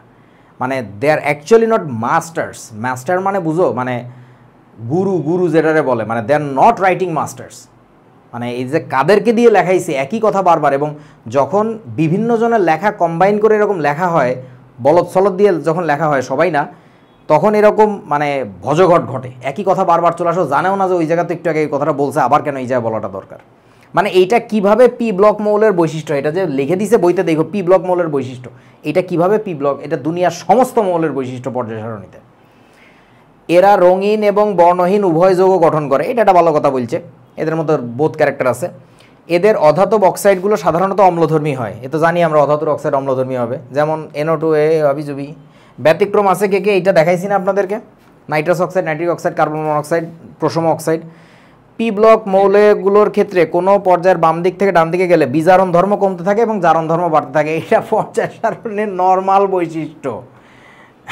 এস ব্লকের ক্ষেত্রেও বাম দিক থেকে ডান দিকে গেলে বিজারক চরিত্র কমবে, জারক চরিত্র বাড়বে। মানে গ্রুপ 1-এর মৌলগুলো কি বেশি সবল বিজারক নাকি 2-এরগুলো বেশি সবল বিজারক, বলেন তো? ওয়ানের গুলা তো, এইটা তো পি ব্লকের বৈশিষ্ট্য না, এটা পর্যায় সারণীর বৈশিষ্ট্য রে ভাই। তোদের কি মনে হয় সঞ্জিত কুমার গুহ স্যারের মতো একজন মেধাবী মানুষ, একজন চরম তুখোড় আল্লাহর বান্দা বা ভগবানের বান্দা যাই বলো, হিন্দু মানুষ যেহেতু, মানে তার পক্ষে কি এগুলো লেখা সম্ভব বলে তুই আসলেই বিশ্বাস করিস? আমি কেন বলি যে এই বইগুলো এই ইনাদের হাতে যায় নাই, ইনাদের হাত দিয়ে বের হয় নাই, কেউ তো বিশ্বাস করে না যে কোনোভাবে সম্ভব না। আমি গুহ স্যারের সম্পর্কে জানি, he is one of the ultimate masters of that this country has ever seen in the field of chemistry. সেই লোকের হাতের লেখা এটা হইতে পারে না। এইটা প্রকাশনী সংস্থাগুলো জাস্ট ব্যবসা করতেছে স্যারের নাম দিয়ে। এই বই কত হাজার হাজার টাকা দিয়ে কিনে। আচ্ছা, এই স্লাইডটাই মনে দেখাইছি একটু আগে, তাই না? একই স্লাইড দুইবার চলে আসছে, সরি, এটা একটু ডিলিট করে দেই। ওকে, পরে আসো। উদাহরণস্বরূপ, কিসের উদাহরণ? তৃতীয় পর্যায়ে অ্যালুমিনিয়াম হলো, দেখ A1 লেখছে, এটা এল, আল্লাহ। আচ্ছা, অ্যালুমিনিয়াম হলো উত্তম বিজারক, তা তো জানি। আচ্ছা, এখানে কিছু হাস্যকর কথা বলছে, এগুলো দেখবা আর কি। সে হাস্যকর কথা কি বলছে এখানে দেখো। সিলিকন নাকি মৃদু বিজারক, এটা কোথায় পাইছে আমি জানি না, কোন বিক্রিয়া এসে বিজারক হিসাবে ব্যবহার হয়েছে আমি খুঁজেই পাইলাম না যে সিলিকন বিজারক। তুই যদি সিলিকনের যৌগ বলিস আমাকে সিলিকন টেট্রাক্লোরাইড এসে বিজারক, তাহলে তো এটা আমার আয়নিক যৌগ কওয়া লাগবে। তোমরা মনে হয় বোঝো নাই আমার কথা। আরে এটা বিজারক। আচ্ছা, তারপরে আমাকে বলো এখানে আরও কি কি চান্দুর দেখাইছে, দেখো কি কি মজা। ফসফরাস সালফার উভয়ই জারক ও বিজারক। এই যে বলছে না বিজারক, এটা কোন সেন্সে বলছে জানো? ধরো P2O5 যখন গঠন করছে, এইটাকে যদি তুমি আয়নিক যৌগ ধরে নাও, তাহলে আমি বলতে পারবো যে ফসফরাস হচ্ছে বিজারক, কারণ ফসফরাস এখানে ইলেকট্রন সেখানে দান করছে। বাট P2O5 তো আয়নিক যৌগ না রে বাবা, ও তো সমযোজী যৌগ। তাহলে এইখানে কোন এখতিয়ারে, কোন সাহসে লেখে যে ফসফরাস নাকি সালফার নাকি জারক আর বিজারক দোনোটা? আরে গাদা, এরা অধাতু, এরা জারক, সহজ কথা। ওর সাথে ধাতুর বিক্রিয়া দিয়ে দেখ না, টপ টপ করে ইলেকট্রন গিলে খাবে। এরা যে কি গণ্ডমূর্খ, মানে এইসব বুলশিট কথাবার্তা লেখছে। এখন এই আবার কি করবে, মেডিকেলের ছাগলগুলা বলবে বই দাগায় দাগায় পড়ে মুখস্থ করবা। কেন যে মেডিকেলের লোকজন চোখে দেখতে পারি না তো বোঝো না, কত বড় ছাগল, কোনো যুক্তি কাজ করে না। হ্যাঁ বলো। স্যার গুহ স্যারের যেটা 23 সালের এডিশনের বুক আছে HSC 25-এ, ওখানে দিয়ে দিছিল যে ডি ব্লক মৌলের সংখ্যা 40টা, আবার রেফারেন্সও দিছে, বর্তমানে গুগল এটাই আছে। কিন্তু আবার 24 সালের বইয়ে শুধু হাজারি ছাত্রের মতো বইয়ের কারণে এটা আবার চেঞ্জ করে ভুলটা আবার লিখে দিছে 41টা। মাফ কর, দাঁড়া। ক্লোরিন হলো শক্তিশালী জারক। জি স্যার, ক্লোরিন শক্তিশালী জারক। অপরদিকে যখন কোনো শ্রেণীর নিচের দিকে যাওয়া যায়, হঠাৎ অপর দিকে চলে আসলো কেন বুঝলাম না, কথার কোনো মানে নাই তো। যাওয়া যায় তখন আয়নীকরণ শক্তির হ্রাস ঘটে, মানে কাহিনীটা কি? মানে what is the mastery of writing, what a writer. অপর দিক থেকে আসলো মানে আচ্ছা। আর HSC 27 পাগল হয়ে গেছে, বই কোনটা কিনবো। আরে বই কোনটা কিনবো, বই পড়ে সব শিখে ফেলতেছে। হায় রে। আচ্ছা, পি ব্লক মৌলগুলোর মধ্যে NH2NP5 ইলেকট্রনীয় কাঠামোর মৌলগুলো হ্যালোজেন। ওয়াও স্যার, জোস। যেমন fluorine, chlorine, bromine, iodine, astatine, টেনেসাইন। আচ্ছা, হ্যালোজেন টেনেসাইনকেও বলে না, অ্যাস্টাটিনকেও বলে না, বলে বেসিক্যালি ফ্লোরিন, ক্লোরিন, ব্রোমিন, আয়োডিনকে। ও স্যাররা এখানে আয়োডিনটা মিস করছে, হোয়াটএভার। আবার NH2NP6 ইলেকট্রনীয় কাঠামোর মৌলগুলো নিষ্ক্রিয় গ্যাস, জানি আমরা, হিলিয়াম সহ, যদিও এর ইলেকট্রন বিন্যাস ভিন্নতর। নিয়ন, আর্গন, ক্রিপ্টন, জেনন, রেডন নিষ্ক্রিয় গ্যাস, একই কথা। আবার অধিকাংশ পি ব্লক মৌল অধাতু, এই কথাটা একটু আগে পাইছিলাম না, অধিকাংশ পি ব্লক মৌল অধাতু, আবার লেখছে। তবে এদের মধ্যে বোরন, সিলিকন, জার্মেনিয়াম, আর্সেনিক, এই যে এইগুলো হচ্ছে, এগুলা কি অপধাতু, এই যে এইগুলো হচ্ছে অপধাতু। ধাতু অধাতু ধর্মের মাঝামাঝি, এদেরকে অপধাতু বলা হয়। অবশিষ্ট 12টি পি ব্লক মৌল। তোমরা কি এই প্যারাটুকুও পড়েও বোঝো নাই যে একটু আগে যে কথাটা বলে আসছে একবার, যে অধিকাংশ হচ্ছে অধাতু, আবারও বলতেছে। মানে তোদেরকে আমি এখন স্টুডেন্ট হিসাবে পড়াচ্ছি না, তোদেরকে আমি বুক রাইটার হিসাবে পড়াচ্ছি। তুই বই পড়েই ধরে ফেলবি যে এই বই ওই লোকের লেখা না, ওই হাতের লেখা না। হইতে পারে, কখন হইতে পারে জানিস? মানে ধর আমি নিজে তো লিখি, আমি জানি আজকে কোনো একটা কন্টেন্ট লিখছি, যেমন আমার ক্ষেত্রে এটা হয়েছে রিসেন্টলি। 3 মাস একটা ব্রেক দিলাম, 2 মাস একটা ব্রেক দিলাম, আবার লিখতে বসলাম, তখন হয় কি আগের খেই হারায় ফেলি, যে কই জানি শেষ করছিলাম জানি না, তখন লিখতে বসলে আবার এটা হয়। এখন তোদের এই বইগুলা প্যারায় প্যারায়, মানে প্রতিটা প্যারা পড়তে গেলেই না তুই কথার রিপিটেশন পাবি। তার মানে বলতো প্রতি প্যারা কি স্যার 2 মাস 3 মাস পরে লেখছে, যে আমার হাতের ব্যথার জন্য যেমন আমার অনেক দিনের লেখাটা ব্রেক যাচ্ছে। তো মানুষ চোখ থাকতেও অন্ধ, আসলে হাসরের ময়দান ছাড়া চোখ খুলবে না। এনিওয়ে, আসেন আমরা একটা প্রশ্নের উত্তর দেই। এটা বইয়ের মধ্যে খুব গুরুত্বপূর্ণ একটা প্রশ্ন হইতে পারতো, কিন্তু এটারে দেখলাম যে চিপার মধ্যে একটা 2 লাইন লিখে ছেড়ে দিছে আর কি। প্যালাডিয়ামের ইলেকট্রন বিন্যাস ব্যতিক্রম কেন? প্যালাডিয়াম, প্যালাডিয়াম বলো দেখি কেন ব্যতিক্রম? প্যালাডিয়ামের পারমাণবিক সংখ্যা কত জানো? 46। বলো প্যালাডিয়ামের লোকেশন কোথায় জানো পর্যায় সারণীতে? এই যে দেখো প্যালাডিয়ামের লোকেশন, প্যালাডিয়াম এই যে কি দিয়ে দেখাবো, দ্যাটস ইউর প্যালাডিয়াম, প্যালাডিয়াম দেখতে পাচ্ছ? এখন আমাকে একটু বলো প্যালাডিয়ামের ইলেকট্রন বিন্যাসে এই দুর্ঘটনাটা কেন ঘটেছে। আগে আমরা একটা কাজ করি, দেখো প্যালাডিয়ামের ইলেকট্রন বিন্যাস বাইর করতে গেলে চালাকি কী হবে বলেন তো? প্যালাডিয়ামের ঠিক উপরের মৌলটাকে নিকেল, আমি যদি নিকেলেরটা লিখি তার কপি হওয়ার কথা না, বুঝিস নাই? হ্যাঁ, চালাকি করতে হবে। তাহলে চলো নিকেলের ইলেকট্রন বিন্যাস আমাকে একটু বলো। নিকেলের কি ছিল? 28। তাহলে আর্গন, আর্গন বুঝো তো এরকম থার্ড ব্র্যাকেট দিয়ে লেখার মানে কি 18টা ইলেকট্রন হয়ে গেছে। তারপরে কি লিখবো বলেন তো? 3D, তারপরে লিখবো হচ্ছে 3D, তারপরে কি লিখবো? 4s।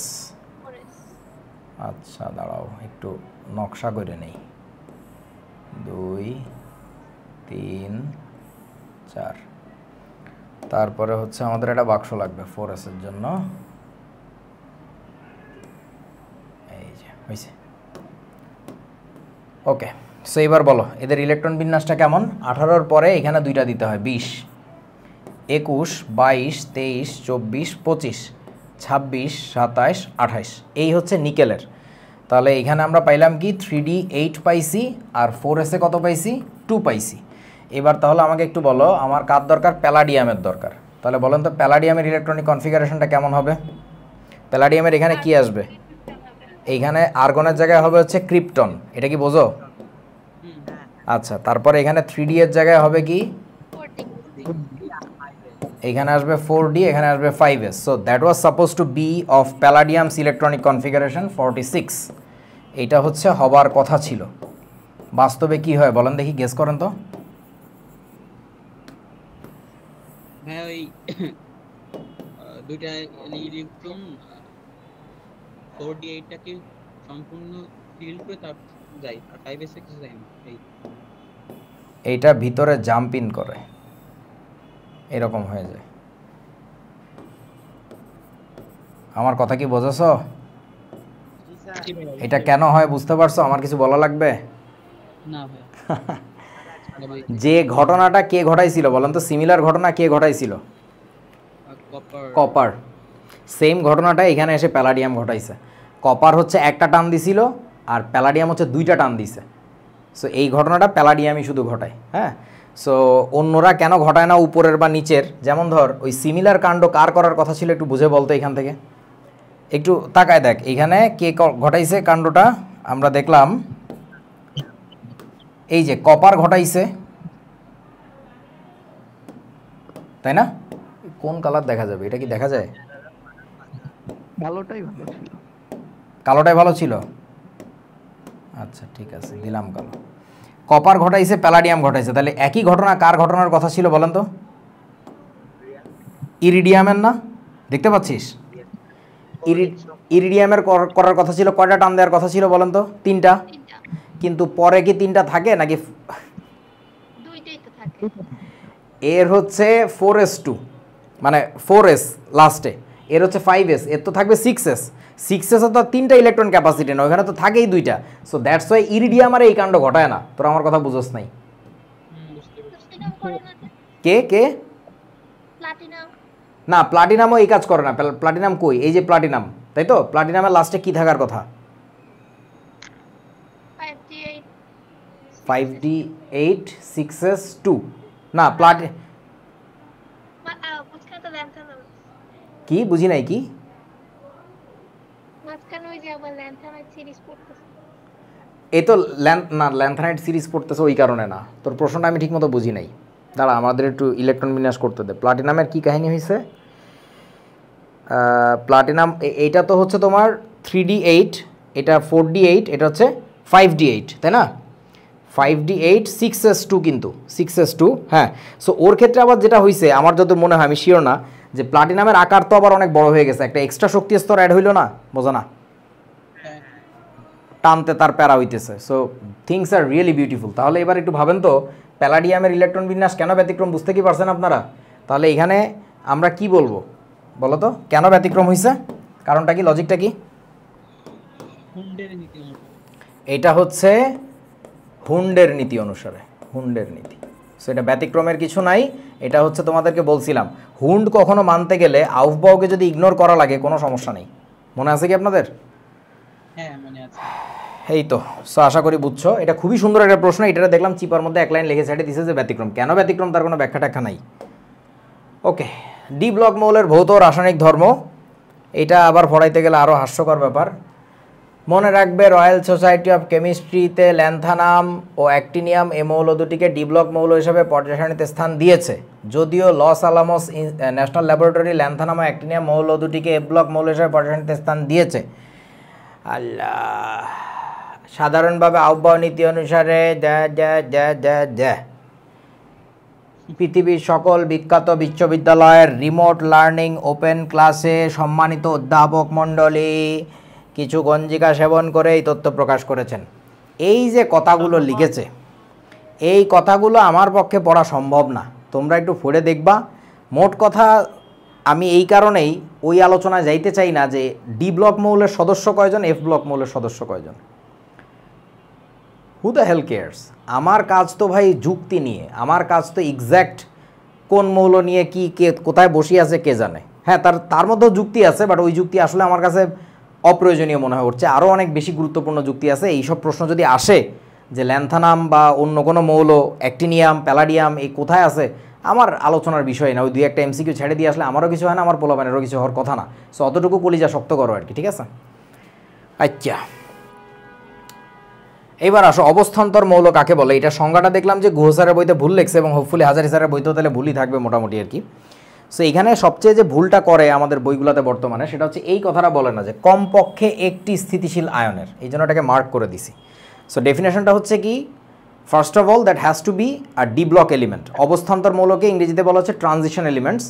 সো ট্রানজিশন হইতে গেলে প্রথম শর্ত হচ্ছে ডি ব্লক মৌল হওয়া লাগবে। দ্বিতীয় শর্ত হচ্ছে যেসব ডি ব্লক মৌলের কমপক্ষে একটা স্থিতিশীল আয়নের, মানে একটা মৌলের একাধিক আয়ন থাকতে পারে, একাধিক স্থিতিশীল আয়নও থাকতে পারে, তাদের মধ্যে যে কোনো একটার হইলেই হবে। তোমরা কি আমার কথা বুঝছো? যেমন ধরো আয়রনের দুইটা আয়ন আছে, Fe2 প্লাস Fe3 প্লাস, দুইটাই স্থিতিশীল। Fe2 প্লাসটা একটু কম স্থিতিশীল, Fe3 প্লাসটা বেশি স্থিতিশীল, কোনো সমস্যা নেই, যে কোনো একটা হইলেই হবে। যে কোনো একটা স্থিতিশীল আয়নের ইলেকট্রন বিন্যাসে যদি ডি উপশক্তি স্তর, যেটাকে বইতে বলে ডি অরবিটাল হোয়াটএভার, ডি উপশক্তি স্তর যদি পার্শিয়ালি ফিল্ড থাকে, অর্থাৎ আংশিক পূর্ণ থাকে, আংশিক পূর্ণ থাকার মানে কি, D0 থাকা যাবে না, D0 যেটা এটা নেওয়া যাবে না। আর কি নেওয়া যাবে না বলেন তো? D10। D0 আর D10 এই দুইটাকে আমরা নিতে পারবো না। তার মানে কি থাকে তাহলে, D1 থেকে D9। এই ইলেকট্রনিক কনফিগারেশন যদি থাকে, কোথায় থাকবে? মৌলে থাকবে না, কিন্তু মৌলের কমপক্ষে কোনো একটা স্থিতিশীল আয়নে, কমপক্ষে কোনো একটা স্থিতিশীল আয়নে, এটা ভালো করে বুঝো। তাইলে তাদেরকে আমরা বলবো হচ্ছে অবস্থান্তর মৌল। সো ফসুর ইলেকট্রন বিন্যাস লেখা লাগবে এখন। বলো, ধরো আমরা কপারেরটা দিয়ে শুরু করি। কপারের কি হবে? আর্গন, তারপরে কি লিখবো? 3D, তারপরে কি লিখবো? 4s। সো কপারের নর্মালি কি থাকে? 4s1 3D 10। সো এখন আমি যদি কপার প্লাসের লিখি, আর কপারের আর একটা কী যেন আছে, কপারের 2+, দুইটার কীরকম হবে বলেন? কপার প্লাসের কি হবে? কপার প্লাসের হবে 4s0, 3D কত? 10। আর এইখানে এসে কী হয়ে গেছে? 3D 9, 4s0। তাহলে বলো তো এইটা কি একটা স্থিতিশীল আয়ন না? এইটাও স্থিতিশীল, কিন্তু এর কিন্তু দুইটাই স্থিতিশীল, এ বোঝা না আমার কথা। এই দুইটাই কিন্তু স্থিতিশীল, কিন্তু যে কোনো একটাই পেয়ে গেছি না, এই যে এটা, তাহলে হয়ে গেছে। দ্যাটস ওয়াই এই কপারকে আমরা বলবো হচ্ছে তাহলে কপার 2+ কে না, কিন্তু কপারকে আমরা বলবো হচ্ছে সে একটা অবস্থান্তর মৌল। ট্রানজিশনাল স্যার আমি কোথায় জানি পড়ছিলাম যে সর্বোচ্চ স্থিতিশীল যেটা ওটা D1। ওই যেখানে পড়ছিলি সেটা যে লেখছে তাকে আমার কাছে ধরে নিয়ে তার আমি তো থাপড়াই কিছুক্ষণ। সর্বোচ্চ সর্বনিম্ন বলে কিছু নাই, সর্বোচ্চ বলছিল শয়তানি কইরা। তার কারণটা হচ্ছে ডি ব্লকের মৌল সবগুলো হচ্ছে ধাতু, আর ধাতুদের স্থিতিশীল সবসময় সর্বোচ্চটাই হয়। তোরা শয়তানিটা বুঝোস নাই। আসো এবার, মানে এগুলো হচ্ছে চালাকি, পোলাপাইনের লগে একটু মস্কারি লয় আর কি। আমি আর কি দেখাবো? আচ্ছা এবার আসো ধরো স্ক্যান্ডিয়ামে যদি যাই, স্ক্যান্ডিয়ামের পারমাণবিক সংখ্যা হচ্ছে 21, তাহলে কত লিখবো? আর্গনের পরে লেখা লাগবে আমাদের 3D, তারপরে লেখা লাগবে 4s। এখন স্ক্যান্ডিয়ামের একটাই আয়ন আছে, আয়ন আছেই একটা, এমন না যে একাধিক আছে। স্ক্যান্ডিয়াম 3+। সো স্ক্যান্ডিয়াম 3+-এর ইলেকট্রনিক কনফিগারেশন কেমন হবে? নর্মালি কি থাকে? 18-র পরে এখানে দুইটা থাকে, 20 আর 21। তাহলে স্ক্যান্ডিয়াম 3+ হওয়ার সময় বলেন তো এই সবগুলা কি চলে যাবে না? তার মানে কি? তাহলে তো স্ক্যান্ডিয়াম আর কি থাকলো না, অবস্থান্তর থাকলো না। কেউ বোঝে না? আচ্ছা একই ঘটনা তোমার জিঙ্কের ক্ষেত্রে হবে। জিঙ্কের হচ্ছে তোমার কি এই গঠন, এরপরে বলো আমাকে কি হবে? জিঙ্কের আয়ন একটাই, Zn2+, আর কোনো আয়নই নাই। সো এইটাই তার স্থিতিশীল, ওইটাই তার স্থিতিশীল। তাহলে 3D-তে কি থাকে? 10, আর 4s-এ থাকে 0। দ্যাটস ওয়াই এটাও তোমার অবস্থান্তর না। বুঝিয়াছো? বুঝছি ভাইয়া। তাহলে এই দুইজন হচ্ছে তোমার অবস্থান্তর নয়। এছাড়া বাকি তোমার যেগুলো আছে, তার মানে স্ক্যান্ডিয়ামের পরে কে বলেন তো? টাইটেনিয়াম। টাইটেনিয়াম থেকে কোন পর্যন্ত? কপার পর্যন্ত। এরা হচ্ছে তোমার অবস্থান্তর হবে। তাহলে ডি ব্লকের শুরু যেটা দিয়ে হয়েছিল স্ক্যান্ডিয়াম, আর শেষ যেটা দিয়ে হয়েছে জিঙ্ক, ওই দুইটা বাদে বাকি সবই হচ্ছে অবস্থান্তর। আর 9-10 তোমরা পড়ছিলা মনে আছে? ডি ব্লক ধাতুগুলোকে অবস্থান্তর ধাতুও বলা হয়, মনে আছে আপনাদের? মনে আছে ভাইয়া। ছাগলের দল বই লেখছে, তা আবার বোর্ডের বই, লজ্জাও করে না। ধর আমি একটা বই লিখছি, আমার বইয়ের মধ্যে ভুলভাল থাকতেই পারে, আমি হুদা হেলাইয়াম, কিন্তু বোর্ডের বই মানে পুরো দেশকে রিপ্রেজেন্ট করে, রাষ্ট্রকে রিপ্রেজেন্ট করে। খুদা লজ্জা লজ্জা। ওকে, এইবার একটা মজার প্রশ্নে আসো। এই প্রশ্নটা আমি ছাগলগুলারে বলছিলাম মনে করাই দিতে, পরে আজকে লাস্ট মোমেন্ট আমার মনে পড়ছে, আমি ঢুকাই নিয়ে আসছি। স্ক্যান্ডিয়াম, জিঙ্ক, ইথ্রিয়াম, ক্যাডমিয়াম, এরাও তোমার ডি ব্লক মৌল নহে, সরি ডি ব্লক মৌল হইলেও এরা কিন্তু অবস্থান্তর নহে। তোমাদের বইতে দেখলাম শুধুমাত্র ক্যাডমিয়ামের কথা বলছে, বাট সিমিলার কন্ডিশন ইথ্রিয়ামেরও। আর স্ক্যান্ডিয়াম আর জিঙ্কেরটা তো আমি একটু আগে বললাম। সো ইথ্রিয়ামের কাহিনীটা কি? ইথ্রিয়ামের লোকেশন না দেখলে বুঝবা না। ইথ্রিয়ামের লোকেশন কোথায় মনে আছে? স্ক্যান্ডিয়ামের ঠিক নিচের মৌলটাই কিন্তু ইথ্রিয়াম। সো আমার কি আর বোঝানো লাগবে? স্ক্যান্ডিয়ামের নিচের মৌলটা যদি ইথ্রিয়াম হয়, আবার ক্যাডমিয়ামের লোকেশন কোথায় জানো? জিঙ্কের নিচের মৌলটাই হচ্ছে ক্যাডমিয়াম। সো খেলা তো হয়ে গেছে, কেউ বোঝা নাই। এইটারও হচ্ছে 3+ গঠন করে, এইটারও হচ্ছে 3+ গঠন করে, এইটারও 2+ গঠন করে, এটারও 2+ গঠন করে, এদের আর কোনো আয়নই নেই। তাহলে এই একটাও তো অবস্থান্তর হবে না, কেউ বোঝে না। ডি ব্লক মৌল, কিন্তু এরা কিন্তু অবস্থান্তর না। ওকে, সো এই যে লোকেশনগুলো একটু খেয়াল করেন, পিঙ্ক কালার দিয়ে দাগাই। এই যে স্ক্যান্ডিয়াম এটা, ইথ্রিয়াম এটা, জিঙ্ক এই যে, ক্যাডমিয়াম এই যে। বুঝেছো আমার কথা বন্ধুরা? আর ওদিকে তো ল্যান্থানাম ট্যান্থানামের কথায় আসতেছি না। আচ্ছা তারপরে আসো, মার্কারি আবার কি করে জানো? মার্কারি কিন্তু Hg+ গঠন করে, আবার Hg2+ গঠন করে, বুঝিস নাই? মার্কিউরাস ক্লোরাইড, মার্কিউরিক ক্লোরাইড শোনো নাই? কিন্তু ক্যাডমিয়াম আর জিঙ্ক তো শুধুমাত্র 2+ গঠন করে। দ্যাটস ওয়াই এই দুইটা কিন্তু অবস্থান্তর না, কিন্তু মার্কারি কিন্তু আবার অবস্থান্তর ঠিকই। হ্যাঁ, মজা আছে আর কি। আচ্ছা এইবার আসো, আমাদের ক্লাসের লাস্ট পর্যায়ে চলে আসছি। অবস্থান্তর যে ধাতুগুলো, তাদের কতগুলো কমন প্রপার্টি পাওয়া যায়, এই 5টা প্রপার্টি। প্রথম প্রপার্টি, এরা সবাই বাবা ধাতু। তবে এই ধাতুটাকে আমি বই ক্লাসে লিখতাম যেটা, এরা সকলেই বিশেষ ধরনের ধাতু। বিশেষ ধরনের ধাতু মানে এদের ধাতব চরিত্রটা না একটু উইয়ার্ড। যেমন ধরো ধাতুদের কাজ কি আমাকে একটু বলো তো? ইলেকট্রন দান করে না? কিন্তু এই ধাতুগুলা করে কি জানো? ইলেকট্রন দান করে ঠিকই, কিন্তু করতে যায় আবার ঝামেলাও করে। কি ঝামেলা পরে বুঝবো আর কি। ওকে, সো 2 নাম্বার প্রপার্টি হচ্ছে এদের সবারই মোটামুটি পরিবর্তনশীল জারণ অবস্থা প্রদর্শন করে, সবাই করে যারা অবস্থান্তর।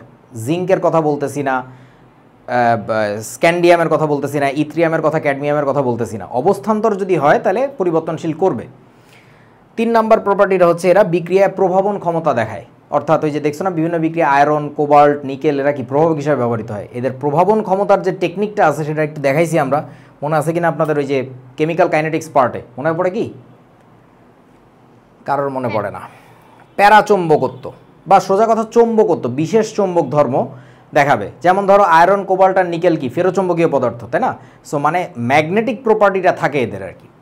5 নাম্বার প্রপার্টি হচ্ছে রঙিন যৌগ গঠন করে, এটা দিয়ে প্রশ্ন আসবে মাস্ট পরীক্ষায়। সো এই 5টা প্রপার্টি হচ্ছে মেইনলি অবস্থান্তর মৌলগুলার, এগুলো নিয়ে আমরা একেবারে চ্যাপ্টার লাস্টের দিকে কথা বলবো, জটিলায়নের সংকরায়ন যখন দেখবো তখন আর কি। বাট আপাতত জেনে রাখলাম যে এটা হচ্ছে ডি ব্লক মৌলের প্রপার্টি। ওকে, সো নিষ্ক্রিয় যুগল ফলাফল আজকে পড়ার কথা, এটাকে ইংরেজিতে বলা হচ্ছে ইনার্ট পেয়ার ইফেক্ট। ইংরেজিতে নামটা লিখে দেই, তোমরা একটু গুগল সার্চ করে নিজেরা পারলে শিখো, আমি আগামী ক্লাসে শুরু করবো এটা দিয়ে। Inert pair effect, inert pair effect. এটা নিয়ে বইতে ঠিকমতো লেখা নাই, এটা আমাগো আমলেও ঠিকমতো লেখা ছিল না, তাও আমাদের আমলে একটু বেটার ছিল, তোমাদের বইতে যা করছে মাশাআল্লাহ। এটা একটু পড়ো, আগামী দিন ক্লাসে এটা থেকে শুরু করব, ঠিক আছে? নিষ্ক্রিয় যুগল ফলাফল। ঠিক আছে ভাইয়া। ওকে, সো আজকের ক্লাস এই পর্যন্তই। ইনশাআল্লাহ তোমাদের আগামী ক্লাস হবে হচ্ছে 3 তারিখে আশা করা যাচ্ছে, কারণ ততদিনে মোটামুটি সবার ঈদের ছুটি টুটি পড়ে যাবে। তোমরা একটু ঈদের বন্ধেও ক্লাস করো, হ্যাঁ? ওকে, কারণ মাঝখানে তো অনেকগুলো ক্লাস বাদ গেল, আর তোরা এখন পড়তে না বসলে তোদের যে কোনো দিন ধইরা গরুর হাটে জব করে দিবে আর কি। হ্যাঁ, গরু হইছে এখন, স্বাস্থ্য টাস্থ্য ভালো হয়েছে, সেকেন্ড ইয়ারে উঠা। ওকে, ঠিক আছে, তাহলে আজকের ক্লাস এই পর্যন্তই থাকুক। হ্যাঁ, ওকে, হ্যাঁ বলো। ওই যে একটা প্রশ্ন ছিল ভাইয়া, কোনটা? পানি বা তড়িৎ ঋণাত্মকতার পার্থক্যের ক্ষেত্রে HCl এর ক্ষেত্রে তো একটা একটা থাকে, ওই জন্য আমরা বিয়োগ করে একটার ক্ষেত্রে একটা থেকে একটা বিয়োগ করে দিই। ও ক্ষেত্রে হয়, হ্যাঁ, ওগুলাই তো হিসাব অনেক কমপ্লেক্স, এই জন্য বলছি ডিরেক্টলি কানেক্টেড পরমাণুকে দ্যাট ম্যাটার্স, ইভেন ওর সাথে সারাউন্ডিং অ্যাটমকে সেইগুলো ম্যাটার্স। যে শুধু একদিক থেকে টানলে তো হবে না, ওদিক থেকেও টানতেছে কিনা সেগুলোও তো ম্যাটার করে। সো এই জন্য আসলে হিসাবটা না লিনিয়ার না, আমাদের বইতে যেভাবে লিনিয়ার একেবারে সরল সমীকরণ দেখাই দিয়েছে, ব্যাপারটা আসলে সরল না, জিনিসটার সাথে অ্যাঙ্গেল খুব বেশি জড়িত। এবং তোমরা স্থির তড়িৎ ফিজিক্সে যে অঙ্কগুলো করছো বেসিক্যালি ওই টাইপের হিসাব নিকাশ আছে। যখন দ্বিমেরু ভ্রামক হিসাব করা, এই যে দেখ, এই যে এখন মনে পড়লো, দ্বিমেরু ভ্রামক হিসাব করে দেখানোর শেখানোর কথা ছিল তড়িৎ ঋণাত্মকতার মধ্যে, এটাও ভুলে গেছি আমি। ইমন, এই কথা লেখছস কিনা এখনো? হ্যাঁ ভাই লিখছি, লিখে নিছি। ম্যাগনেটিক ডাইপোল মোমেন্ট, চৌম্বক দ্বিমেরু ভ্রামক, ওই তো ওই আলোচনা যখন হবে তখন দেখবা আর কি, এখন আর বলতেছি না, ঠিক আছে?